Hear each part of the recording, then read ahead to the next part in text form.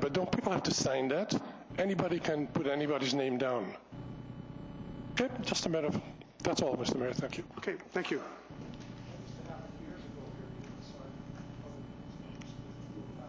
Do you want to turn that off, please?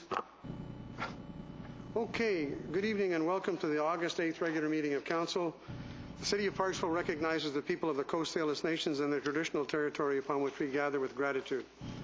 The first item I have this evening, Council, is the adoption of the minutes of the public hearing held July 16, 2018. I need a mover and a seconder. Moved by Councillor Beale, seconded by Councillor Salter. Are there any errors or omissions? All those in favor? Opposed? Thank you. That is carried. Now I have the minutes of the second item is the minutes of the council meeting held July 16, 2018. That the minutes of the council meeting held July 16, 2018 be adopted.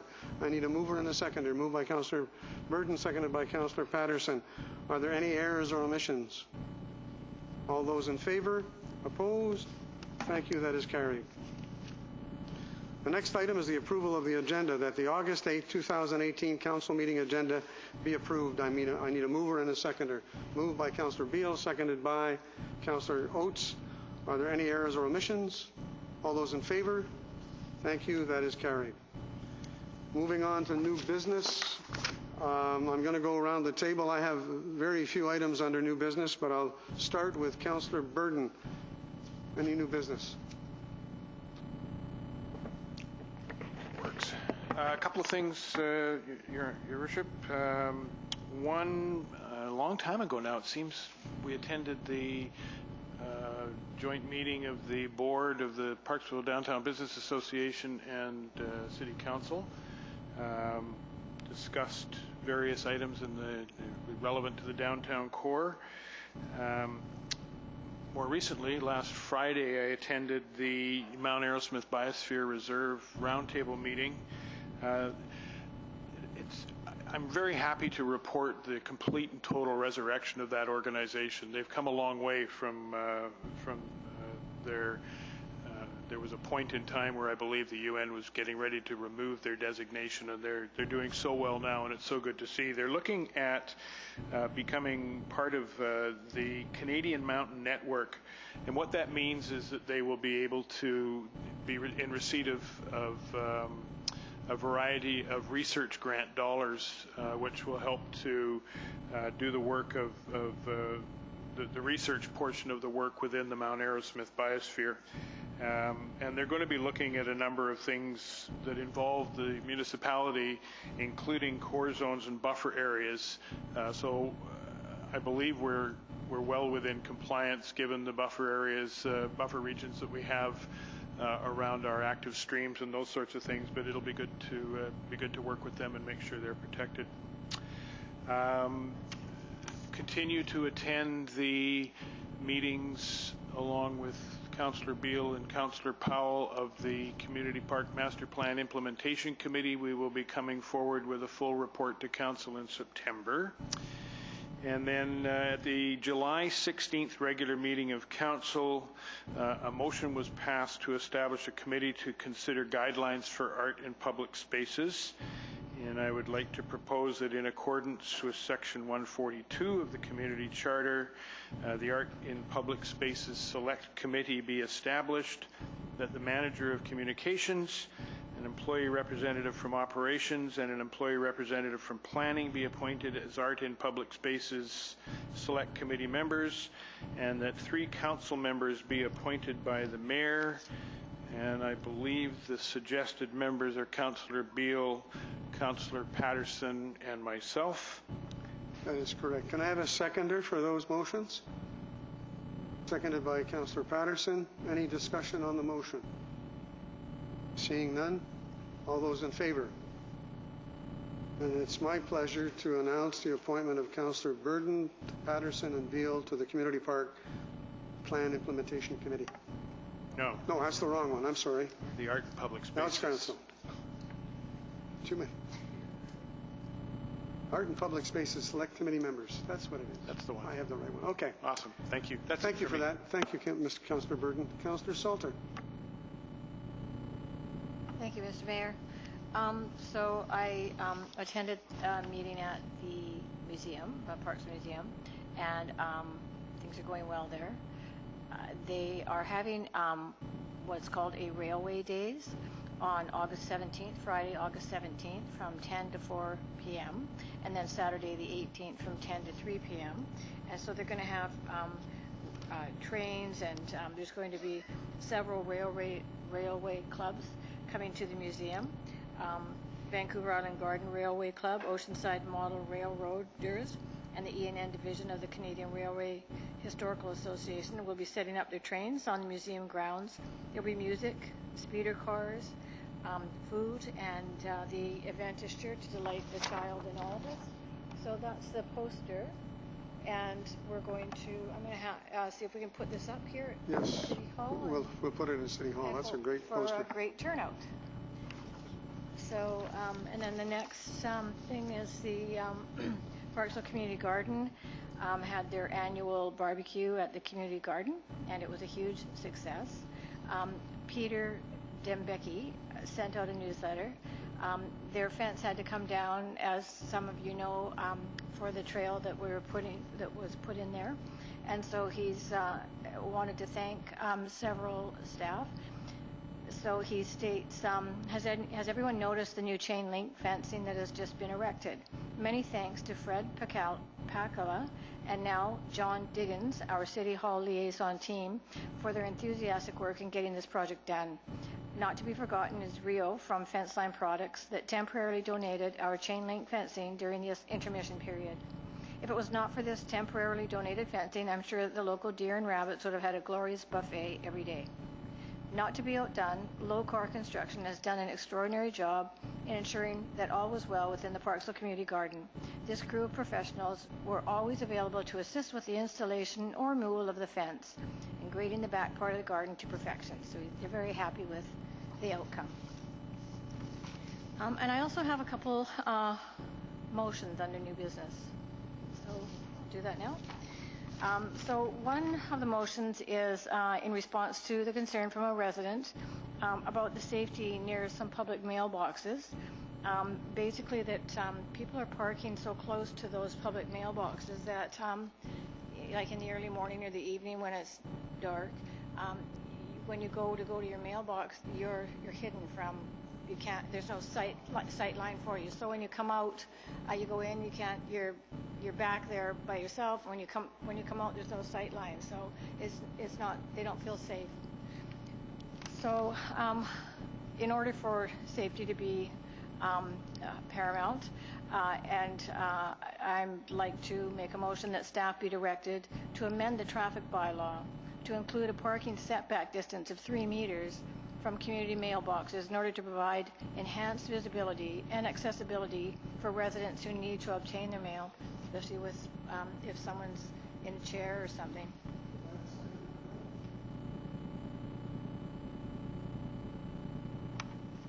I would, yeah, I'm just saying if folks who have disabilities also need to access, and they can't when they can't get in between the vehicles.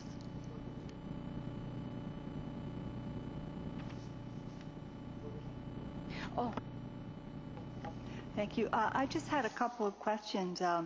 One, I'm curious if this may be more of an issue in, like, be very site specific. So I'm wondering about that. But also, I'm just curious, since the mailboxes are federal property, are there? Is this something that we would need to work with the federal agencies, or how would that work? Ms. Kaler? Thank you, Mr. Mayor. Through you to Councillor Beale, we wouldn't need to work with them because we'd basically just be establishing a provision in the traffic bylaw similar to how we do for driveways that installs a no parking area within the 3 meters of the mailbox. So it would allow the bylaw officers to issue warnings, or if someone was not complying, they would be able to issue tickets eventually. Councillor Oates and Councillor Patterson. Thank you, Your Worship. Yeah, absent any other legislation or anything, bylaws that we have there, I think it's a wonderful idea. I didn't realize that it was okay to park that close to the mailboxes, and you know, if we as a city can put in some a bylaw in place that makes that more accessible and more safe, I'm all for it. And thank you, Councillor Salter, for bringing it forward. Councillor Patterson. Thank you. We're perhaps directed towards staff. So with our bylaws, there's a great deal of grayness that our population and residents don't always realize. And so is there any maybe thought to, I don't want to have signs at every mailbox, that's a huge cost or anything, but perhaps a sticker or something that directly on mailboxes? Mrs. Kaler seems to have an answer.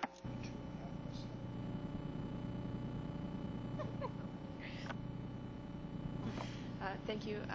Mr. Mayor, through you to Councillor Patterson, we actually are planning on amending the traffic bylaw anyway for a number of different things, and just to make it more clear and understandable, and we're already working with the communications manager to make sure that there's a broad educational outreach aspect to that. So we certainly can do that with respect to setbacks from some of the existing things like driveways, which people don't always know about, and also from things like mailboxes. One of the things I was talking with the bylaw officers about is putting in like a 15-minute period so that you could park at the mailbox for 15 minutes, no longer, so that obviously you can park there to get your mail, but you're not parking there for an extended duration. So we will be bringing some proposed wording in an amended bylaw to council fairly soon. The 15 minutes is to absorb the fact that you got another bill. Councillor Patterson. Thank you, Your Worship. I realize that with anything, it takes time to come back before council, so I'm expecting that this probably wouldn't come back in September, but maybe prior to the March water billing, and maybe we can put a little mail out in with that. It would be a good way to communicate as well. Any further comments? Councillor Burton. Or we could just paint the curbs in front of the mailboxes yellow. Okay, on that note, we'll leave that up to staff. I'm going to call the vote. All those in favor? That is unanimous. Thank you, Councillor Salter. More? Just one more. And so another resolution I'm looking at is with regard to the parcel coverage on properties. And so I'd like to make a motion that staff be directed to review the city's current parcel coverage restrictions as they apply to properties with single-family residential zoning, and make recommendations for council's consideration on potential changes to better accommodate accessory buildings, gazebos, decks, patio covers, attached awnings, and similar accessory structures. Do I have a seconder for that motion? Seconded by Councillor Patterson. I'm going to give that to Councillor Patterson. Any discussion on that motion? Fairly straightforward. Councillor Beale. Thank you. And I'm sorry, Councillor Salter, did you want to say more? You're the mover. I was just going to say that, and so over the years we have had some issues that have come forward with regard to people putting up like tool sheds and little structures in their yard, and then that is beyond our 33%. And so suddenly, you know, regardless of how much over it is, without their understanding that now they're over. So if we looked at, and it will be up to staff, but maybe looked at making the footprint, the building footprint, to be X amount, say 33, but then allowing some percentage for a little tool shed or a gazebo or a deck or whatever, then that allows people that ability to have that little bit of privacy or whatever it is that they're looking for. Good point. Councillor Beale.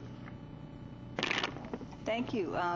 I'm just curious, and perhaps this is too sudden a question, but I wonder if we could have some idea from staff as to the rationale behind the amount that is there at present. Like, I'm not sure how big an impact if for instance, a tool shed that's less than a certain size, is that counted? And what is the intention behind the coverage? I imagine that affects rainwater filtration and so on. So I don't know if staff could address some of those questions. If my worship, through to Councillor Beale, I think a great aspect of it is actually an aesthetic kind of quality of life aspect. People move into a certain area looking for kind of a certain look and feel to it. So it's primarily, in a sense, an aesthetic requirement, really. There is a component of it. Obviously, the more land that's covered with building structures, paving does impact the city's stormwater capacity. That being said, we don't regulate how much of a property is paved. So in that regard, the difference between a tool shed being added to a property is probably pretty negligible in the grand scheme of things. So it's really more of just that sort of aesthetic look and feel that people were looking for in a particular neighborhood at that particular time in the development of the city. Okay, Councillor Powell. Thank you, Your Worship. Question through to staff. And so, how long? Two questions. How long would this take to do a review and include this type of thing in variance or whatever you call it? If a Mayor Worship, through to Councillor Powell, that's a difficult question for me to answer at the moment. We're doing some pretty high volume. It would probably be the very earliest sometime. I'd actually really hazard to guess at the moment. We have a lot of push for applications right now, but certainly we understand that there's certainly affected property owners in this circumstance. So we are cognizant of it, and we do tend to bump that up the priority list a little bit. But it'd probably be my guess would be December would be really it'd probably be the soonest we'd be able to take a crack at it. Honestly. Follow up. And so, with the existing structures now, they would be non-compliant to the bylaw, and they would not be grandfathered in, or they would be. If you may, I can't speak today. Sorry. You can't. Yeah, you're not able to give something legal non-conforming status or grandfathered if it wasn't permitted in the first place. So as these structures weren't permitted in the first place, they wouldn't have that kind of status. What's that? They would get conformity though with the change. Yes. When the regulation changes, then they'd be in compliance. Okay. Any further? Okay, Councillor. I'm sorry, Mrs. Kaler.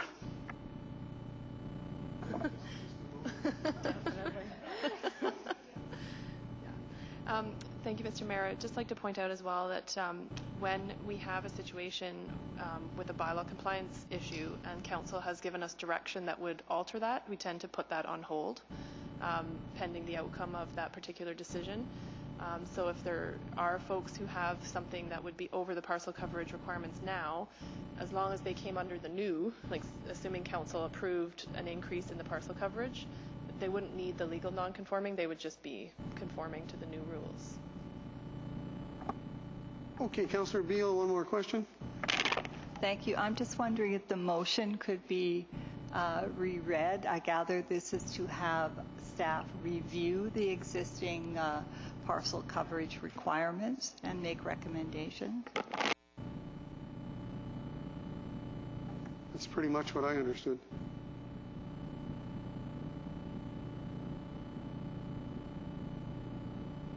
Okay. Okay, on that note, if there's no other comments, I'm going to call the vote. All those in favor? Opposed? Thank you. That is carried. Thank you. You're batting 1,000 tonight, Councillor Salter.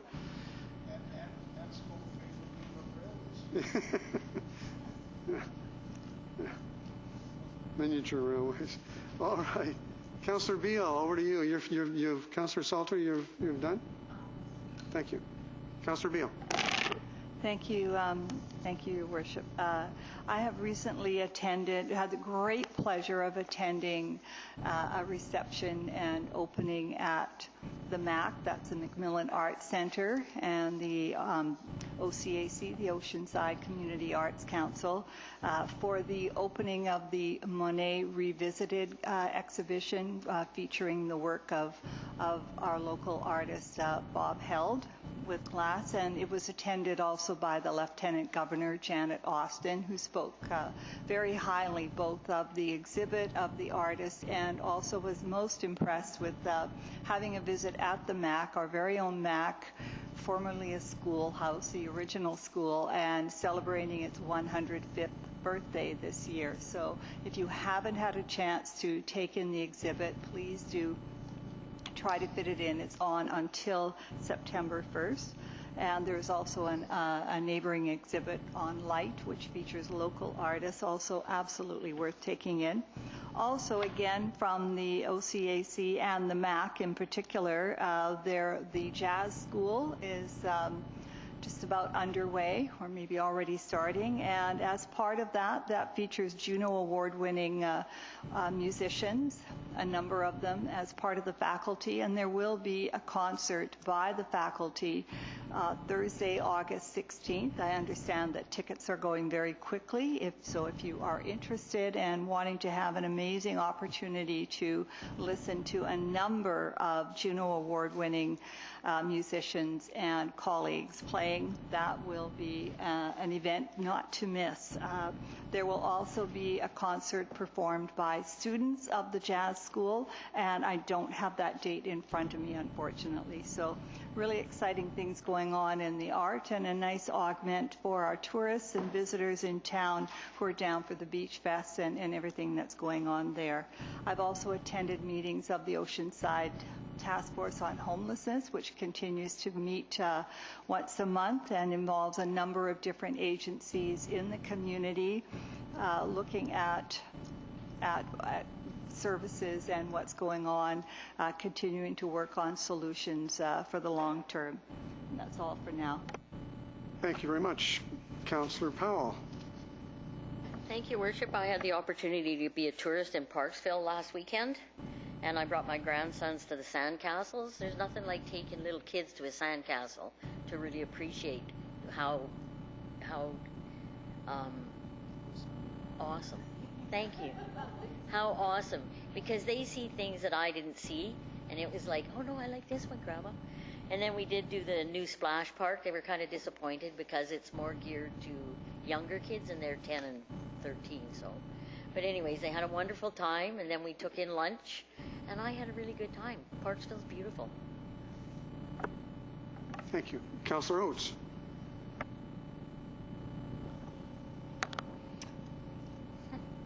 Councillor Patterson. Thank you, Your Worship. Following up with Councillor Powell, I was a Rotary ambassador at Beach Fest, and our numbers of visitors through the gates, I think, is just over 90,000. So that's amazing, and people from all over. So I also attended today. I popped in to the ESS Volunteer Appreciation. They'll be having a barbecue pretty much now as we speak, but to see some of the volunteers and it's amazing, using that word again. But the radio, I had quite some interesting conversations with the gentlemen that do radio broadcasting and feedback and everything, and in addition to the staff that makes up the Oceanside area. So really, really great. In attendance in the audience tonight are members from the Parksville Qualicum Beach Tourism Association, and I'm not going to speak to my meeting until probably later if any need arises in response to the correspondence. But at the ESS Volunteer Appreciation, Bill Wienhoff was in attendance, and he did give me a little bit of updating in regards to some of our forest fires that I wanted to touch base on. The one in the Nanaimo area is at 161 hectares and is not under control. It has 67 firefighters in attendance and has over six helicopters in addition to other equipment that's being fought. But he also advised me that currently in the Horn Lake area, there is 5 acres of a forest fire that is not under control at this time as well. And then the other, I just wanted to say welcome back to Mr. Figuera. You've been missed, and thank you. And that's it for me at this moment. Thank you very much. And I'm glad that the press is here tonight, because starting tomorrow, on August the 9th, the city will move to stage 3 water restriction. There's no end in sight to this heat. There's no end in sight to the sunshine. I don't see any predictions for rain. So we are asking residents to voluntarily reduce water consumption, a way to positively conserve water, which is critical to maintain supply for fire. And this protection is essential to household use and environmental flows in streams. So please, we're going to be asking you as we move to stage 3 to make a special effort to reduce your use of water. We are hopeful that reductions during stage 3 will not be necessary to implement stage 4, but that's not a guarantee. That's just a hope, which would be a comprehensive watering ban. And more information can be found on the city's website. And I can tell you, following up on Councillor Patterson's comments about the forest fires, we all know what's going on. We have the Nanaimo Lakes area, which is I'm getting reports which I send to council daily and hourly almost on the seriousness of those. And this recent one at Horn Lake, which is cropped up, I believe, today, if I'm not mistaken. So it's a very, very serious time. You'll notice that the reader board on the highway now talks about being very careful. No cigarette butts, no cigar butts, no nothing in terms of anything that could start a fire. So please, please be extremely cautious when out and about in the city. And of course, if you see anything untoward, please let the fire department or the city know immediately. Thank you. Okay, we're moving on to presentations. We have one presentation tonight, and it's by the Parksville Downtown Business Association and the Director of Engineering and Operations, Ms. Bottomley and Mr. Figuera. And I'll be coming back with a motion after their presentation. So you have 10 minutes, please.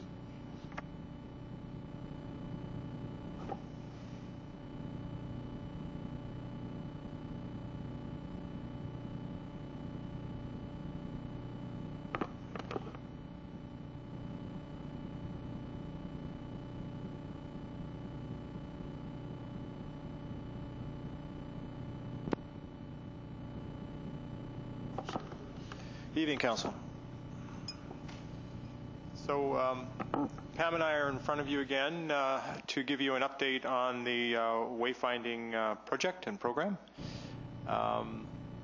Where we're at right now is we're into the implementation plan, and we've just Pam has just completed phase 1.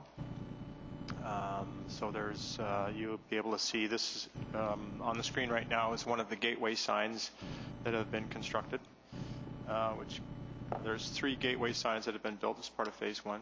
So we're here to give you a quick update on where we're at and to ask for the secure of the release of an additional funding for phase 2. So we'll just carry on here. So we'll go to this Wayfinding Program Implementation Plan. So this was phase 1 that's been just completed, and you can see from to the right of the screen there, we are here. So we're at the council report, reporting out on what has been built as part of phase 1. You can see the city contribution that was released in order to get us to this point was $54,000, and that was back in January of this year. These 4 photographs just show you the stages of phase 1 to get us to where we're at right now. The far left shows there's material selections that went on in terms of what to construct these signs out of. There was a lot of back and forth with staff and a workshop on acceptable materials, seeing as how staff are going to have to maintain it. There's also in the design phase, the next slide, there was the design phase.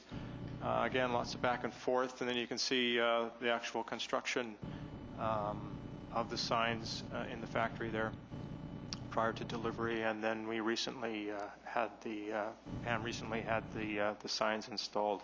I don't know if you want to talk to that a little bit. Yeah. I just want to reiterate what an awesome project this has been, working with the City of Parksville, me personally, on this project for 4 years now. The Board of Directors and I sat down with the Downtown Revitalization Plan, which is basically our Bible, and looked at what can we do next that a small staff can tackle and reasonably accomplish.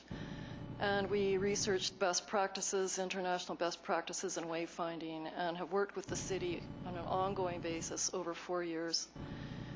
And I'm pretty darn happy to see the culmination of some very hard work by a lot of really great people, both on my board of directors and city staff and council. So we're moving toward phase 2. The funds have been allocated by both our organizations for this program, and very happy to be with you tonight to report on where we are. We're exactly where the milestones have proceeded exactly as we said we would in the assessment report that we produced 2 years ago. So those are only my comments. Thank you for working so well with us, and it's a model example of private public partnership in my view. And in the slide you can see the actual finished products there, and there's the 3 of them. So there's a total of 3 gateway signs. 2 on the highway and 2 on the Highway 19A and 1 on Alberni Highway. So phase 2 is fabrication installation of significantly more signs throughout the downtown. You might want to have a... Yeah, you'll see from... go to the location plan.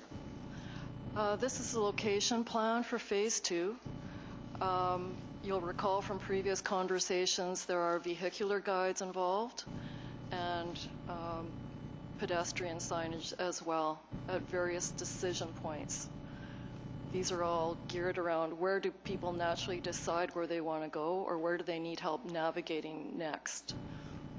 And one of the features that we really are looking forward to seeing installed in phase 2 is a very elegant, modern-looking information kiosk with a map and a QR code.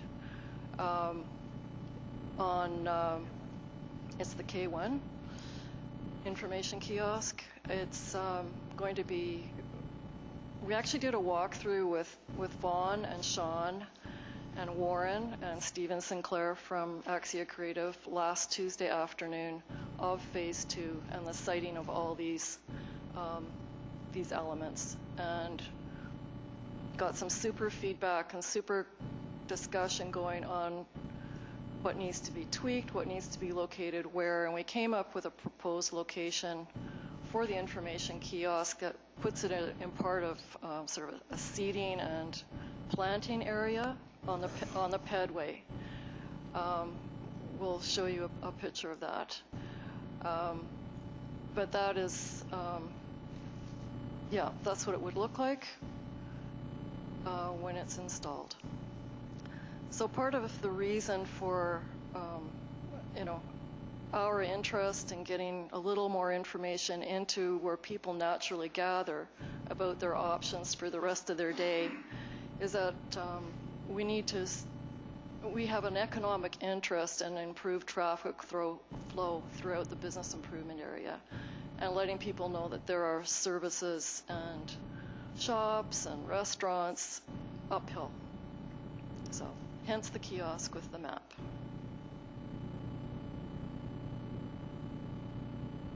So there's about 20, just over 20, 22 devices planned for phase 2. Primarily vehicular guides and pedestrian guides.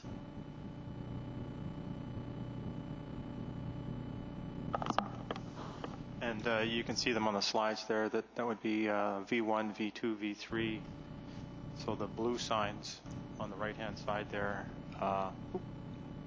and V4. So those are the vehicular signs. And then P1, that's just P1, I think, right? P1 signs. So in other words, directional signs for pedestrians that are mounted on the decorative streetlights. The system has a sort of a hierarchy. Just to refresh your memories about, we've been talking about this for so long, that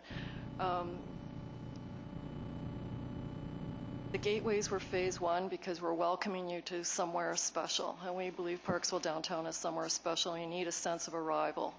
Hence the gateways, the branded gateways. And then we have to get people parked safely. So hence the parking guides and the vehicular guides. So there is a rationale on what we're planning to install and in what order.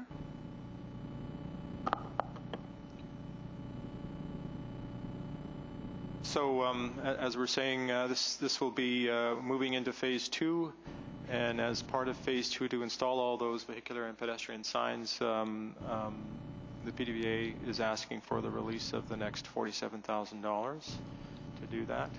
Once phase 2 is finished, we'll move on to phase 3, and there's another $47,000, and that's going to be happening in early 2019 for phase 3. Again, this is just a reminder of the total commitment by the city is $168,000. Total budget for the project is $265,000, and it'll be completed in 2019. And yeah, we've seen these slides before, and that's the final slide. Really, it just shows the kiosk that's going to be located as part of this phase 2 in the park. Okay, members of council, questions for the delegation. Councillor Powell, Councillor Oates, Councillor Patterson.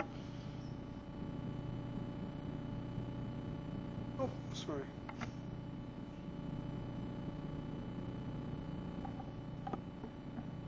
Thank you, Your Worship, and thank you very much for the presentation. I'm glad to see that that we planned something and it's coming to fruition. At this point, I would like to make a motion that Council authorize the release of the $47,000 for Step 3, Phase 2 of the Parksville Downtown Pedestrian Wayfinding Project. Do I have a second? It's seconded by Councillor Beal. Any discussion on it?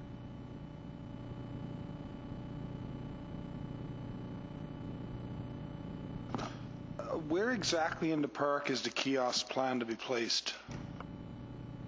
Be a question for the delegation. So. It's marked on your map there. It's just in front of there's a bench and a beautiful planting and a widening in the sidewalk. And it's off to the side, looking toward the water, off to the right-hand side. So it looks like a logical cluster. And it's right in front of, it's forward of the waterfront walkway sign. Yes. That's the picture. Yeah, so that's right next to the washrooms that are down there. Yeah. Councillor Patterson and then Councillor Burden.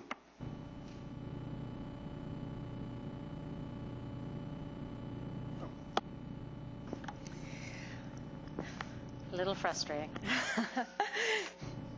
So just a couple of clarification type questions, because you said blue in some of the coloring, and it kind of looks more into the purple in the starfish in color. And is it in the blue? Is it a new color introduced, or is it more into the purple of the star? It's blue, so it's a new color introduced.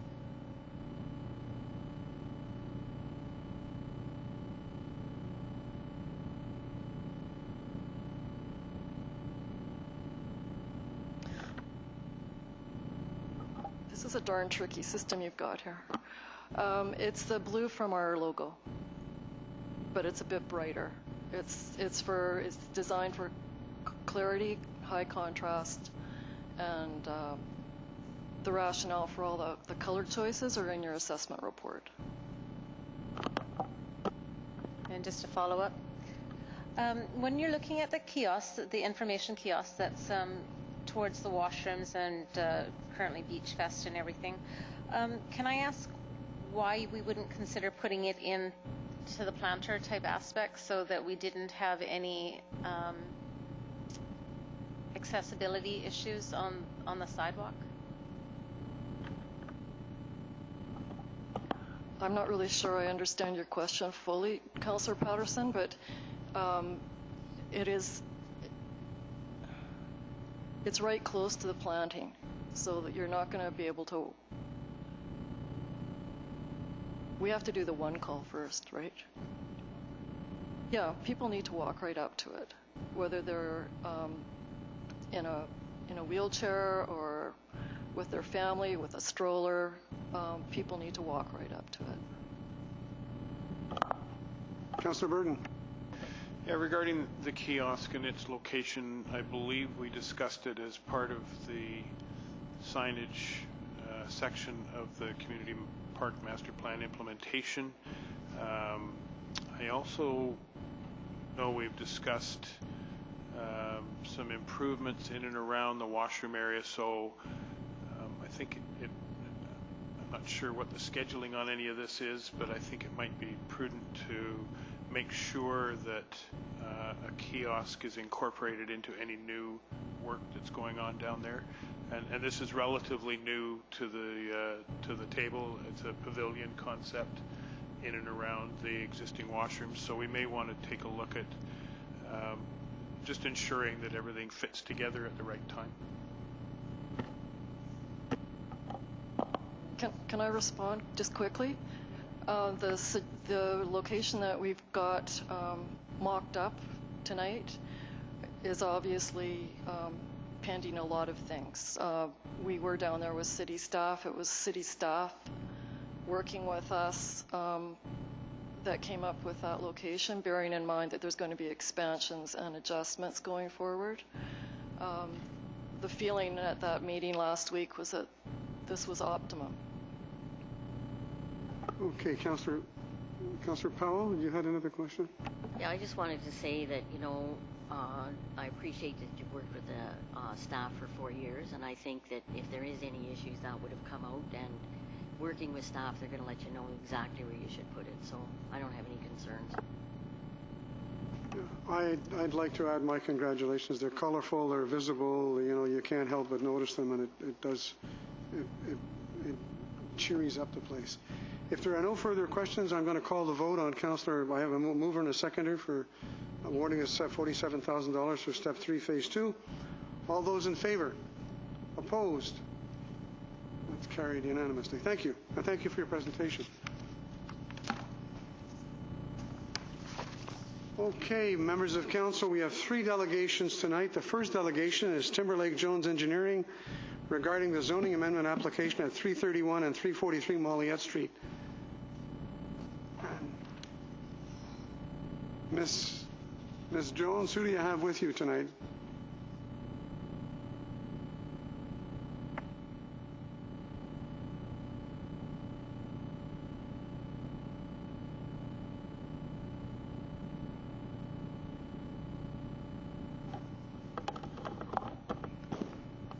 Hopefully you can hear me. Tonight, I have Mr. Peter Syvenky, the owner of the properties that are subject to the application. As you are aware, we're here tonight to discuss the rezoning application and present the initial report for 331 and 343 Moilliet Street, which are the properties that have the red outline on the plan in front of you. These properties are on South Moilliet Street, south of Harnish Avenue, adjacent or across the street from Bernard Street. They are adjacent to the property that you recently approved a development permit on for a 3-plex there. So that's the location of them. The proposal, okay, we'll go this way. The current OCP designation for the property is actually split. It's the northern parcel is multifamily residential, and the southern parcel is the transitional residential, which is supposed to be the transition from single family to multifamily. So we're right in that transition area. So as this shows, the designations around it are to the west is single family residential. A little bit on the east side is single family residential as well as multifamily, and then multifamily to the north and transitional to the south. And the local grocery store is where the quality foods is supposed to be going. So that's kind of the OCP concept there. The existing zoning is RS1. The property as it sits right now has 2 single-family dwellings on it. They're large lots from the older part of the city. The property to the north is zoned high-density residential, which is 75 units per hectare, which is quite high density. So this will be a transition down from that to a more normal, or not normal, lower density than the high density. So our proposal tonight is to rezone this property to the small lot residential zone, the existing small lot residential zone, which allows a minimum parcel size of 300 square meters for a single family dwelling, and 560 square meters if you do a single family dwelling with a secondary suite. And the maximum densities are determined based on lot coverage, and anything under 450 square meters or 450 square meters has a lot coverage of 50%, whereas anything greater than 450 square meters has a lot coverage of 33%, which is the standard for the single family lots. So it's the small lot subdivision with the higher lot coverage, and it's a standard small lot subdivision within Parksville. What we are proposing, because Mr. Syvenky has this vision of what he wants his project to look like, and that includes small lot residential with secondary suites. And his concept is quite unique. There's nothing like it in Parksville, and I think it's going to be it's going to fit in well in Parksville, and I think it will create something that is not here right now. But in order to accommodate it, we need to reduce the minimum parcel size for single-family dwellings with a secondary suite to the 449 square meters. And it's 449 and not 450 because of the site coverage. So we needed to give us some flexibility between site coverage, because if we went over the 450 square meters, we would be down to 33%. So that's what the proposal is at this point. This is just a conceptual layout plan of what we would do. It would be a city road would come in with a cul-de-sac, kind of your standard city cul-de-sac road. It would be to normal city standards with the full width road and all the services installed. So that creates 12 lots, which would have the potential for 12 lots and another 12 secondary suites. So you'd be creating 12 rental units within this development. When we were going through the concept and requesting the minimum parcel size be reduced, city staff asked us to look at what these houses would look like and whether we could fit all the things on the lots that we want to and meet all the site coverages and provide all the parking. And there's basically 3 different shapes of lots. So we provided this to the city staff, and I think it was in your report as well, that shows what the buildings look like. So each one would have a main floor area of about 1,000 square meters, or 1,000 square feet, sorry, and a 2-car garage for the main dwelling, and then a 500 to 600 square foot suite with 1 bedroom. So that's what we can fit on those lots. And the concept that Mr. Syvenky has is quite interesting, because he wants to do rooftop gardens on each of the lots, on each of the dwellings. So you would have your main floor with the stairs up to the 2nd floor, where you could have some bonus rooms or bedrooms, is what we've shown here, with a rooftop garden. And that's because you're not going to have the space on the ground for your outdoor living area, you're going to have it on your roof. And it gives you a place to have some raised garden beds, a gazebo, and those kind of things. And so what we've done, these are just the floor plans that were developed for each of those 3 lots that we showed on the previous plan.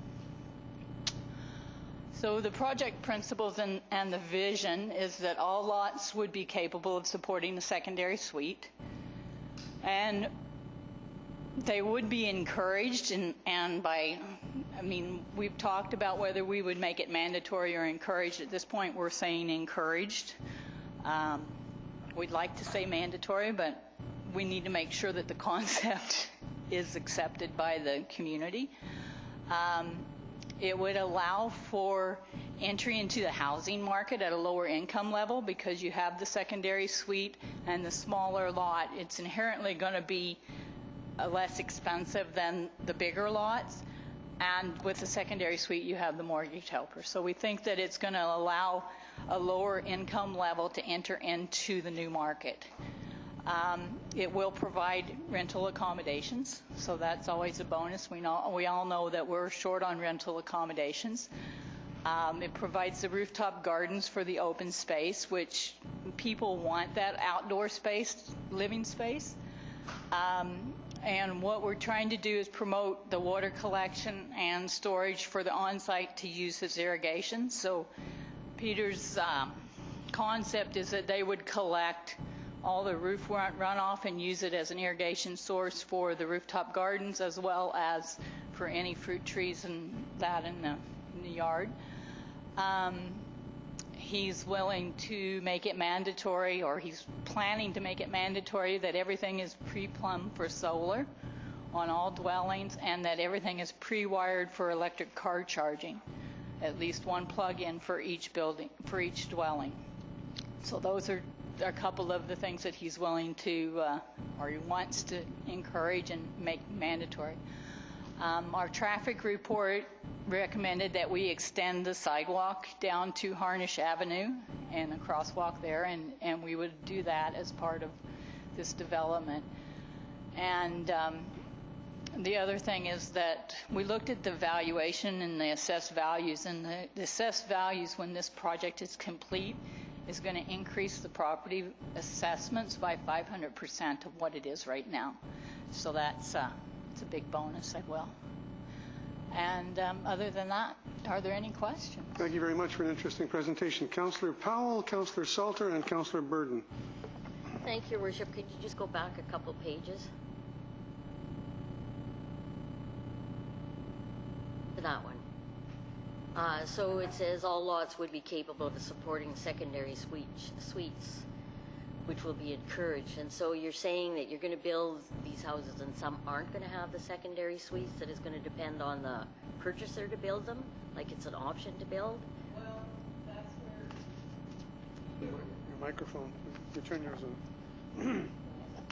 So the intent is that the initial house, which Mr. Syvenky is going to build for himself, is a show home, would have the secondary suite, and that's how he's going to market it.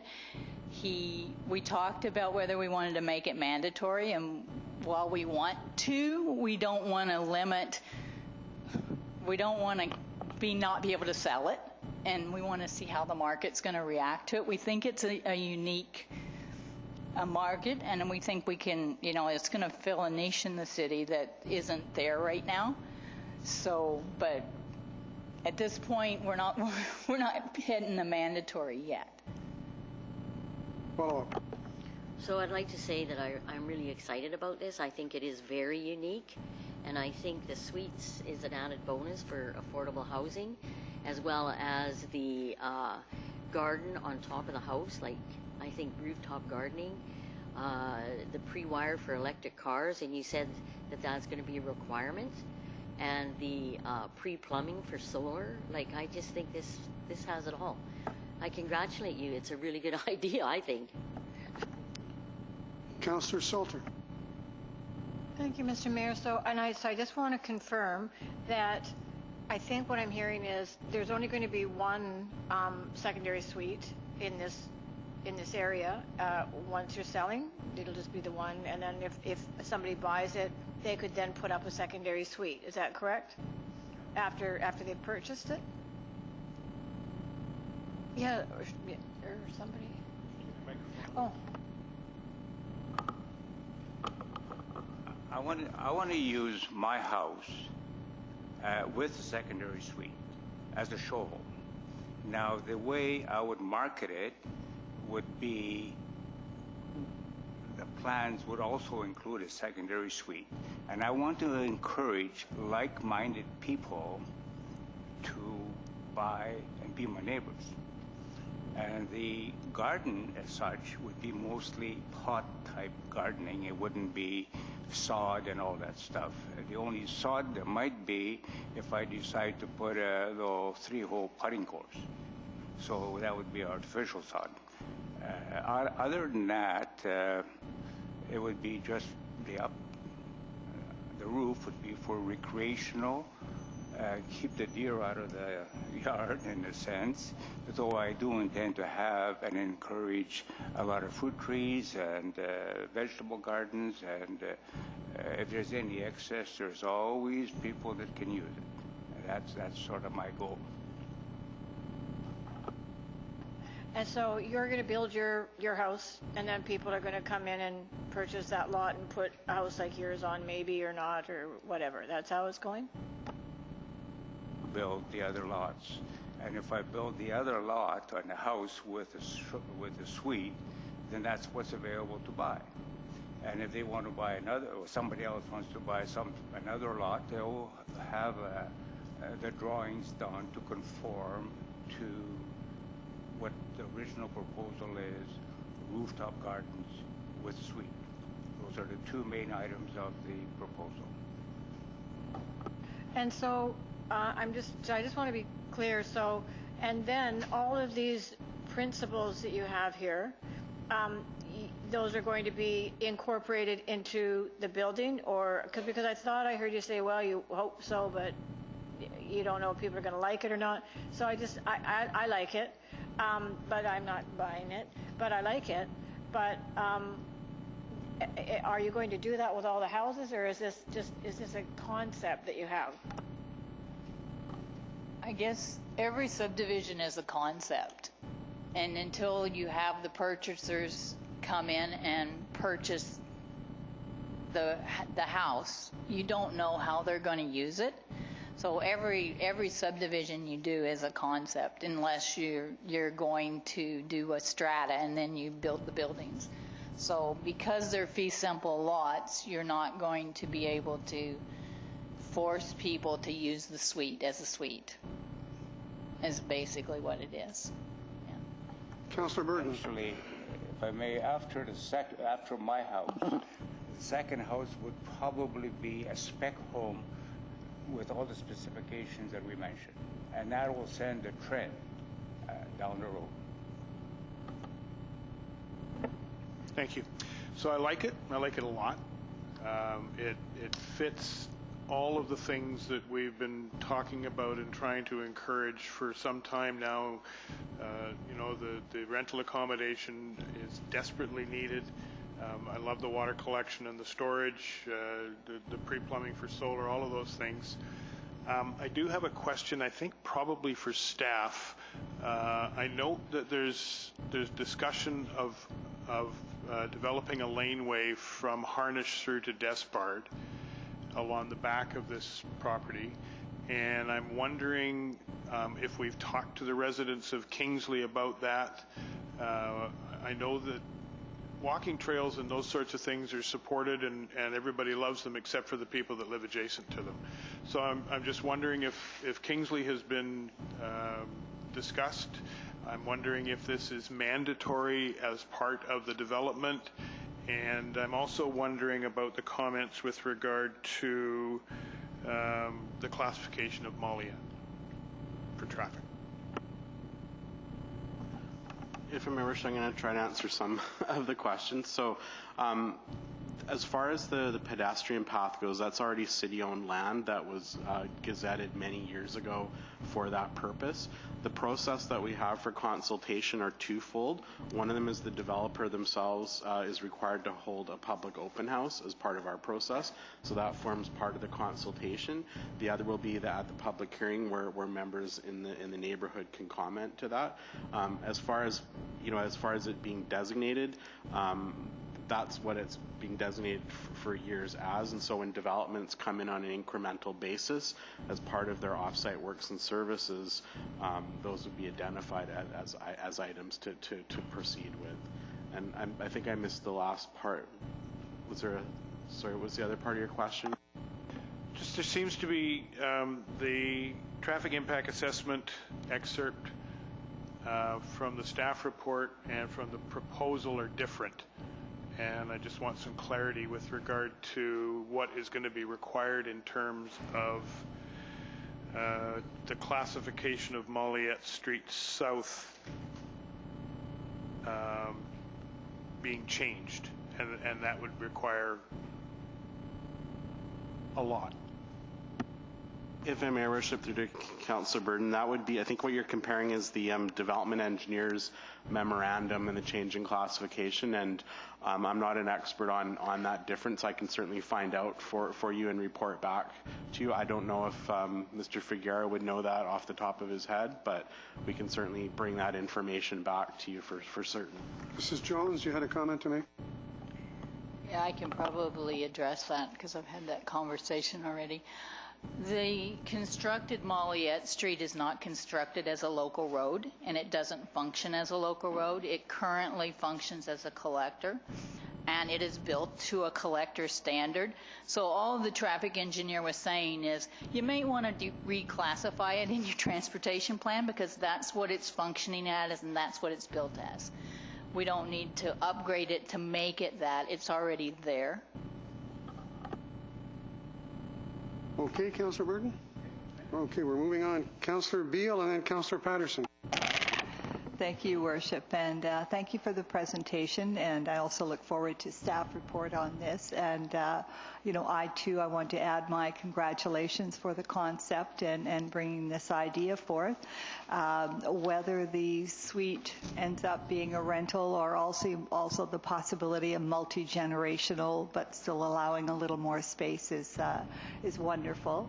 I was also pleased to see in the plans that there would be some improvements to that gazetted area in the back. I do know, I'm fairly familiar with that area, and I know that drainage can be quite an issue there, and some other people who live with the back being that city-owned land have actually have said that they really look forward to being something being done there, and hopefully that it will improve drainage in the area. So I think that would be a bonus. I also want to compliment you on roughing in wiring to support electric vehicle chargers, because roughing it in is by far the most affordable way to go, and it's so much more work and cost to do it after the fact. So thank you very much.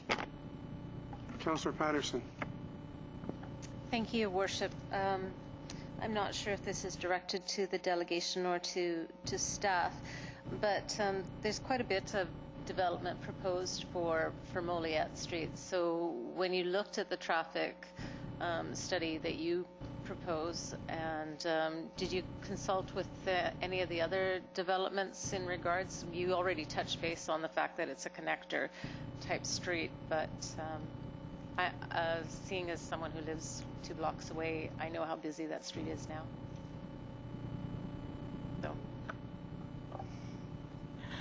The traffic engineer that we used was also the traffic engineer who did the traffic study for Quality Foods and for the property on the other side of the Alberni Highway on Despard. So we've kind of all used the same traffic engineer who's kind of looked at it and taking traffic volumes into account for all of the different developments at the same time.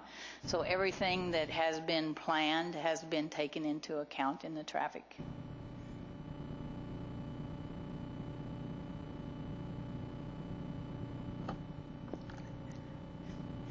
know. So just a little follow-up. Will you be bringing this before the advisory design panel, or are you looking to bypass to council? If I may, Your Worship, that would be at the time of development permit, which would be a subsequent application in the future under the form and character DP guidelines. So they may at that road under that other application, but it wouldn't be part of this process. Okay, seeing no further questions, I want to congratulate you also. You hit a lot of high points, and I would encourage you to show what the cost of electricity is going to be, especially for hot water. Electricity is going up, so a lot of this becomes a no-brainer for a potential buyer. Thank you very much. Good presentation. Thank you. Okay, the next presentation is a gentleman sitting way in the back of the room. I'm going to give him a chance to come down, Mr. Bortoley, regarding a development variance permit application for 1 Trill Drive. Let me see this one.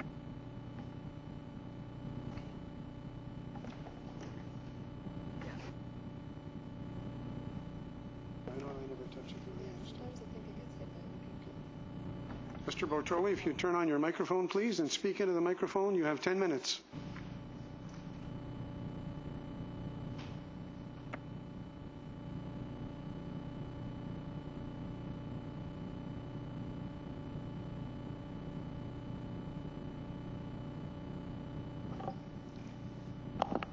Good evening, Mr. Mayor, and good evening, councillors. I'd like to start saying that my hope today is that the council will allow me and understand my very unique situation and allow me to move forward on a fence variance application without the need for the encroachment agreement on my fence variance. I apologize, it's been a long day for me, and if my accent isn't coming through thick, let me know, I'll repeat myself. Let me also start by showing you a picture on Google Map about what I'm talking about here.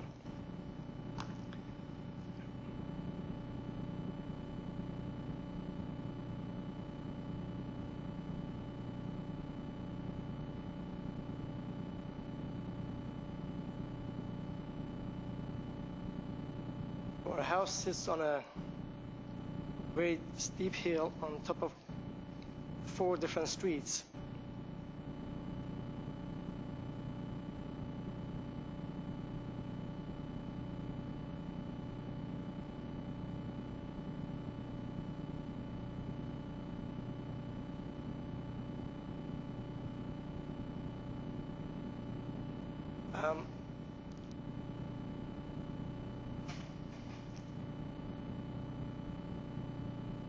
It also sits on a top hill, which has made it really very difficult for us to build any kind of privacy around our house. My wife suffers with some health issues, and we had a hard time basically getting her out and enjoying life a bit. So we decided to build a fence. Back in 2014, we came to the city to get an idea what the bylaws would be. And so they look at the Google map and give us an idea what the specifications would be. So based on that, our hill, we built a fence on the actual grade of the hill where we would have built back then. So once we started building the fence, because it's so high on the hill, we realized we was going to leave really an unsightly mess behind. So we had a fence, then a stretch of grass, then laurels, and more grass and weeds, then the sidewalk. So it was pointless and very expensive and very hard to maintain it. But when our landscaper came up with a good idea, found us a really good deal on rocks, a rock wall, we decided to take it because it really solved the problem that we were after. It made the place look beautiful. It's not even the same house anymore. That's how much difference it's made for us. So I'm going to show you a picture. This is the original grade of the house. So you can see this is what it looked like before. And the lines of sights weren't that clear either. So after we built, as you can see now, beautiful river rock beds on the city portion of the property, and the rock wall itself, primarily really to beautify the place and add the value to the house, make it look pretty so we don't have to do this project one more time. But after it was all said and done, we were stopped halfway because the fence that we were putting up, we had tall posts that looked like we were putting a very high fence, not knowing that there's a city bylaw where if the fence and the wall are within 3 meters, we consider that one height. So the actual wall is not as high as it would have normally been otherwise if it was a retaining wall. So the actual fence is on the grade of where it would have been originally without the wall itself. Now the first wall facing north on Hamilton is about 1 meter roughly on the encroaching on city property. On the Trill Drive facing east is entirely on our property, roughly about a few inches on city property. But the wall was designed by engineers, by the professionals that had a specific design in mind to make it look pretty and also go around the city trees. As you can see, it looks very special design. So we enjoy that. Having said that, we are hoping that the city will allow us to continue our project because we're halfway finished. We almost finished. We've covered most of it now with just a few panels with tarp, which looks very unsightly at the moment. It would be nice to have that privacy set up for us.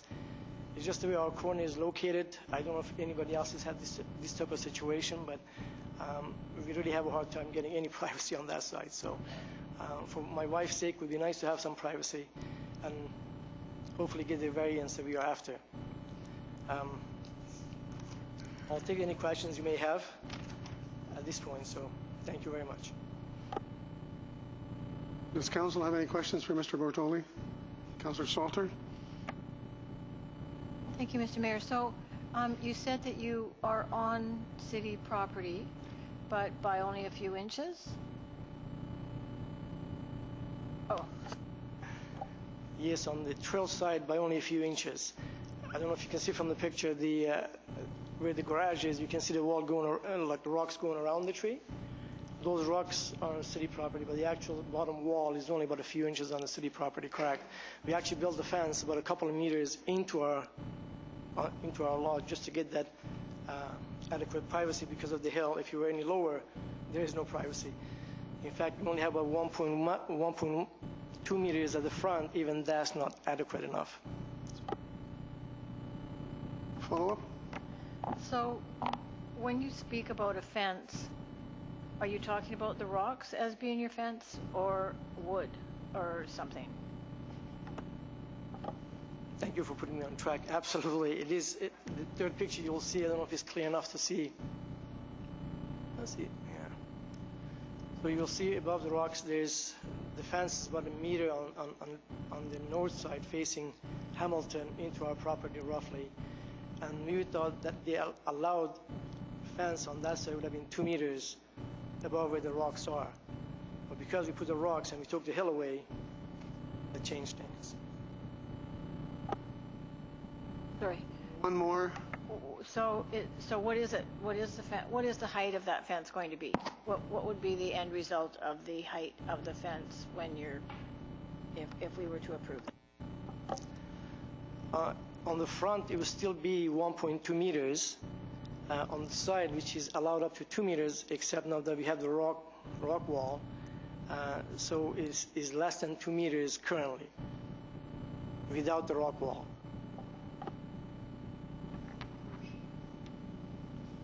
We're going to have a report later on from staff. Okay, Councillor Beale, anybody else besides Councillor Beale? No, not now. Okay, Councillor Beale, go ahead.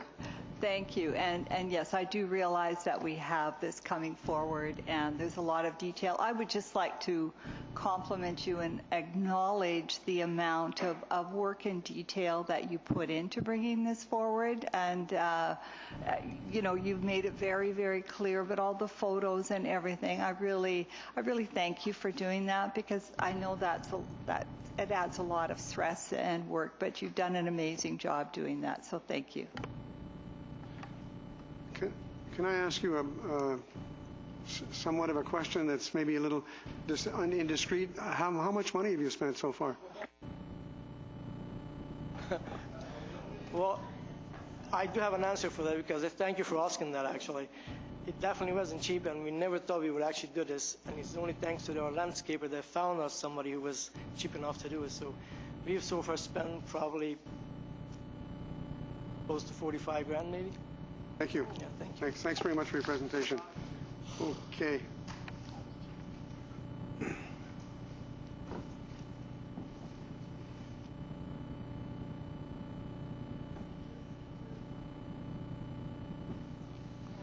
All right, the next delegation is Mr. B. Reimer.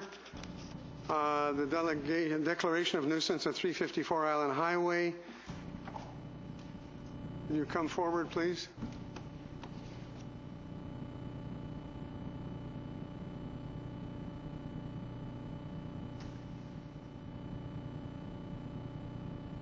Mr. Reimer, just for clarification purposes, are you the owner of the property?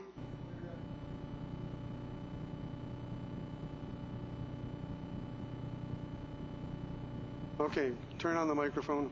You have 10 minutes.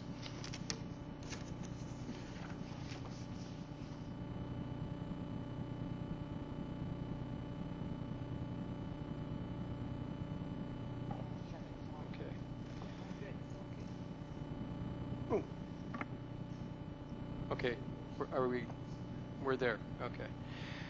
First of all, I'd like to say we're sorry.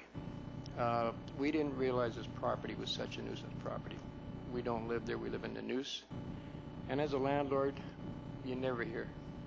It's just the nature of the beast, I think. I had a meeting with Corporal Jesse Foreman and Corporal Don Helgerson on July 12th. And I was shocked at the amount of police involvement in this property. And yeah, it's we don't live there. We're putting in elderly tenants from now on. They're people at low income, because that's the only kind of people that you will get in there. Their advice and their only solution is to tear the building down. And I agree. But, oh, I forgot to mention, I'm a retired carpenter. My wife's a hairdresser. But we'll have no way to pay the $12,000 a year in property taxes. So we're stuck. And, right. Unfortunately, it is a zoning of tourist commercial, which doesn't work. It doesn't. You look from our place all the way down to Temple Store, it just doesn't work. And, it's a beautiful piece of property. It needs a nice building in it. It needs a people-oriented building. A C3 would be what we'd like to see in there. It's just getting there. We've had many, many offers on the property. They get to City Hall, and they encounter inflexibility, and they just walk away. And that's a shame, because that's a very prime piece of land. And we'd like to be done with it. We've dropped the price from $200,000 below the appraised value. And to be quite honestly, we're kind of in a bind on it. And I think if we put this charge against the property, I think it's just going to make the matter a lot worse from moving ahead. That's your presentation? Hang on. Let me just check it out here. Are you ready for some questions, or would you want to continue? Yeah, sure. I believe I am. Okay. Councillor Salter.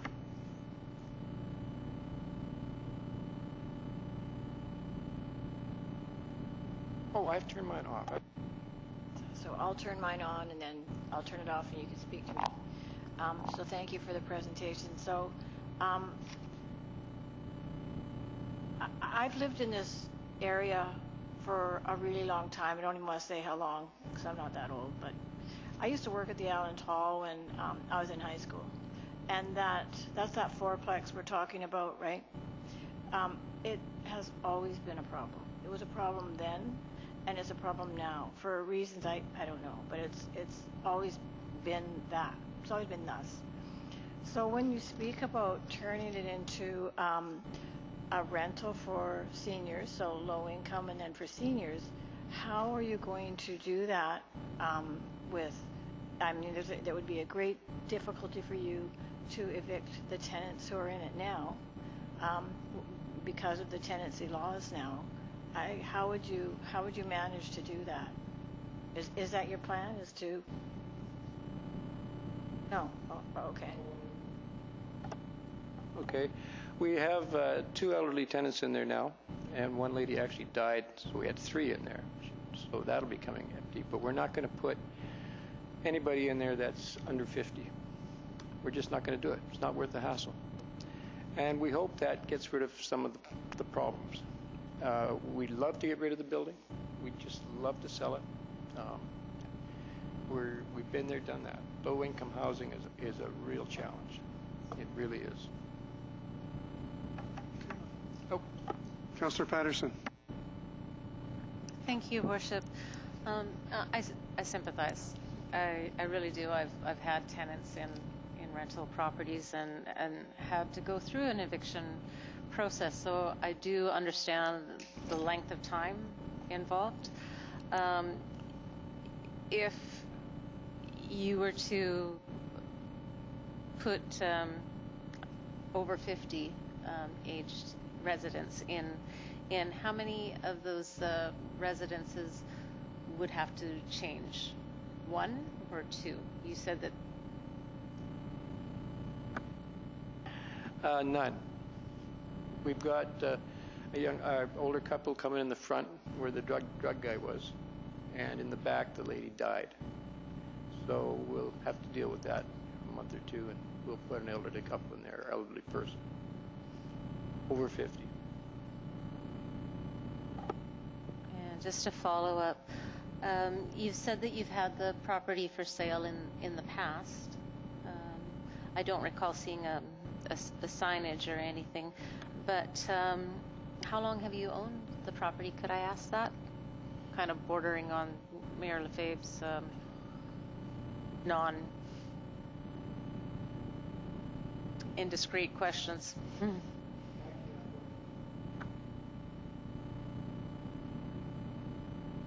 Oh, there we go.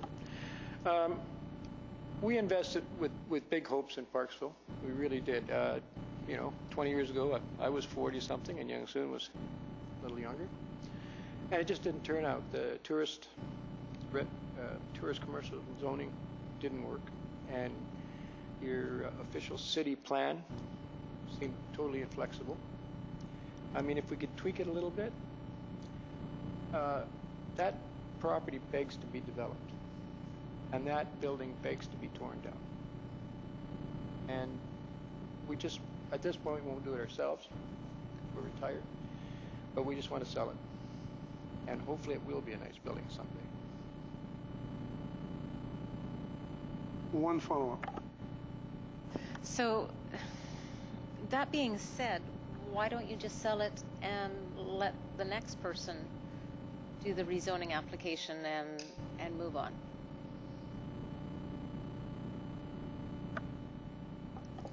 That's the plan. But we've got to have a positive response from City Hall. I mean, if people go in there and they realize they're spinning their wheels, they just walk away. And if City Hall can have a positive response and say, yeah, we definitely look at rezoning this. And we can get rid of the property and they can move forward. And we'd love to do that. We've been there, done that. We don't want to do it anymore. Councillor Burden and then Councillor Oates. I'm sorry. Were you first? Before Councillor Burden? I didn't see your hand. You're too close.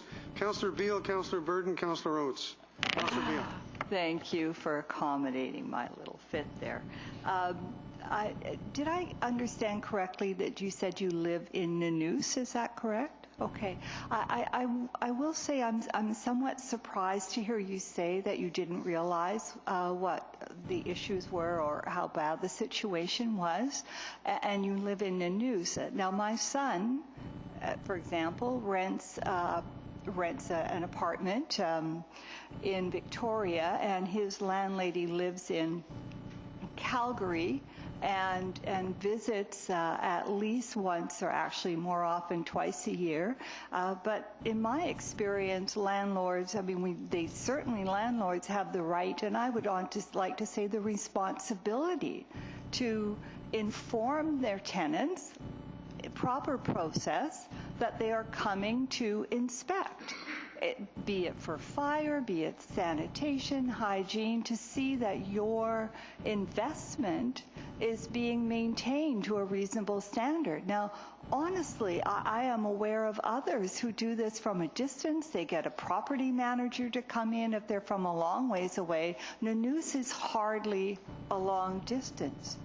So I'm very surprised by that comment.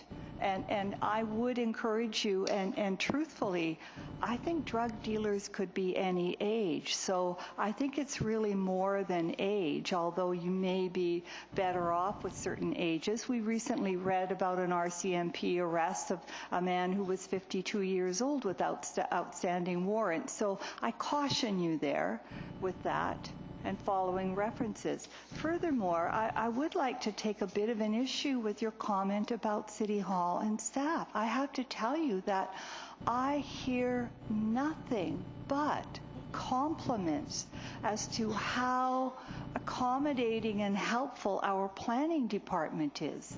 And I don't just hear this when people come and they're saying it in front of Mr. Russell or other staff members. I hear this out in the community. I hear this from people who are professionals and who understand what kind of a workload they're under and how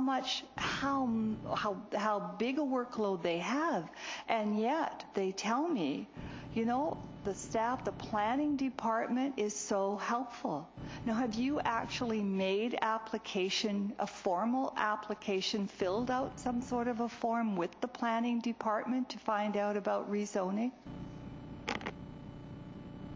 I'm just going by what the real estate people told me, and I have not filed an application for rezoning because we do not plan on developing. You know, we're retired. We just want to get out. And on your second, if I may, follow up. On your second comment about inspecting the suites, we have been lax about that. It's just heartbreaking to go in there, actually. It really is. I mean, we rent them brand new. We put a lot of effort into it. And yeah, I just hate going in there. I really do. But we can do better there. We really can.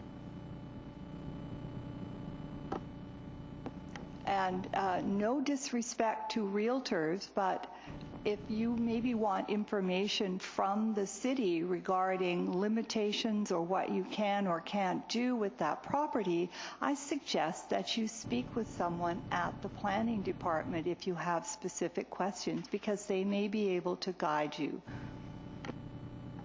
Thank you. Councillor Burden and then Councillor Oates. Thank you. Councillor Beale basically said what much more eloquently than I can. The city is very flexible with regard to, you've seen us tonight looking at various applications and prepared to be flexible with regard to zoning. I'm a landlord of a low-income development in Port Alberni, which I visit at least twice a month.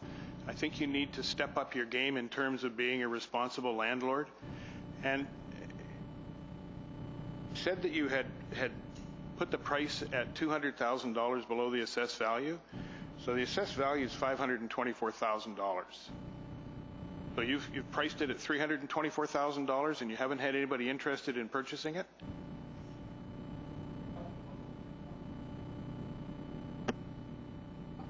There's two properties there. And we could sell a fourplex in a New York minute, but then we'd have to carry the taxes on the empty lot. So we're selling them as two together. Well, I think you have to make some decisions in terms of what your plans are for your property, but allowing it to continue in the vein that it's been operating is not an option for the city. Councillor Oates. Oh, can I read?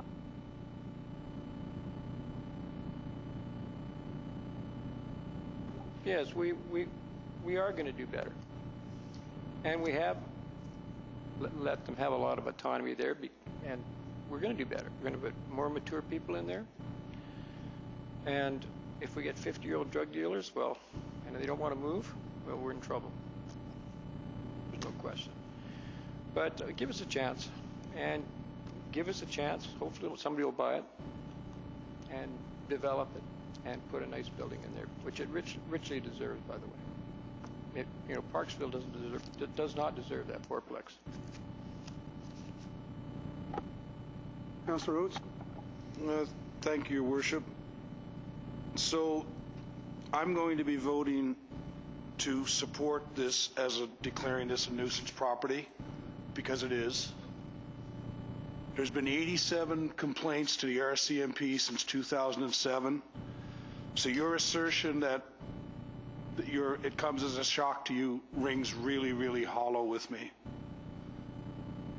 You get into spotlight now. You've been in the media about it being a drug house, and now it's the city's problem because we haven't been flexible in rezoning applications, which you don't know whether went in or not. They're just some real estate agent told you. So you come here and you complain to council that the reason why you've allowed a drug house to operate while you've owned it there is because our planning department hasn't been flexible. I'm offended by that. You've never come as a property owner to council and said, what can we do to make this better? You come here after the fact, after it becomes an issue. I'm looking forward to this to when this item comes up, to send a message to all the slum landlords that this is not tolerated in the city of Parksville. Councillor Salter. Thank you, Mr. Mayor. I just wanted to, one thing, I'm a landlord. I've never had a drug dealer in my units.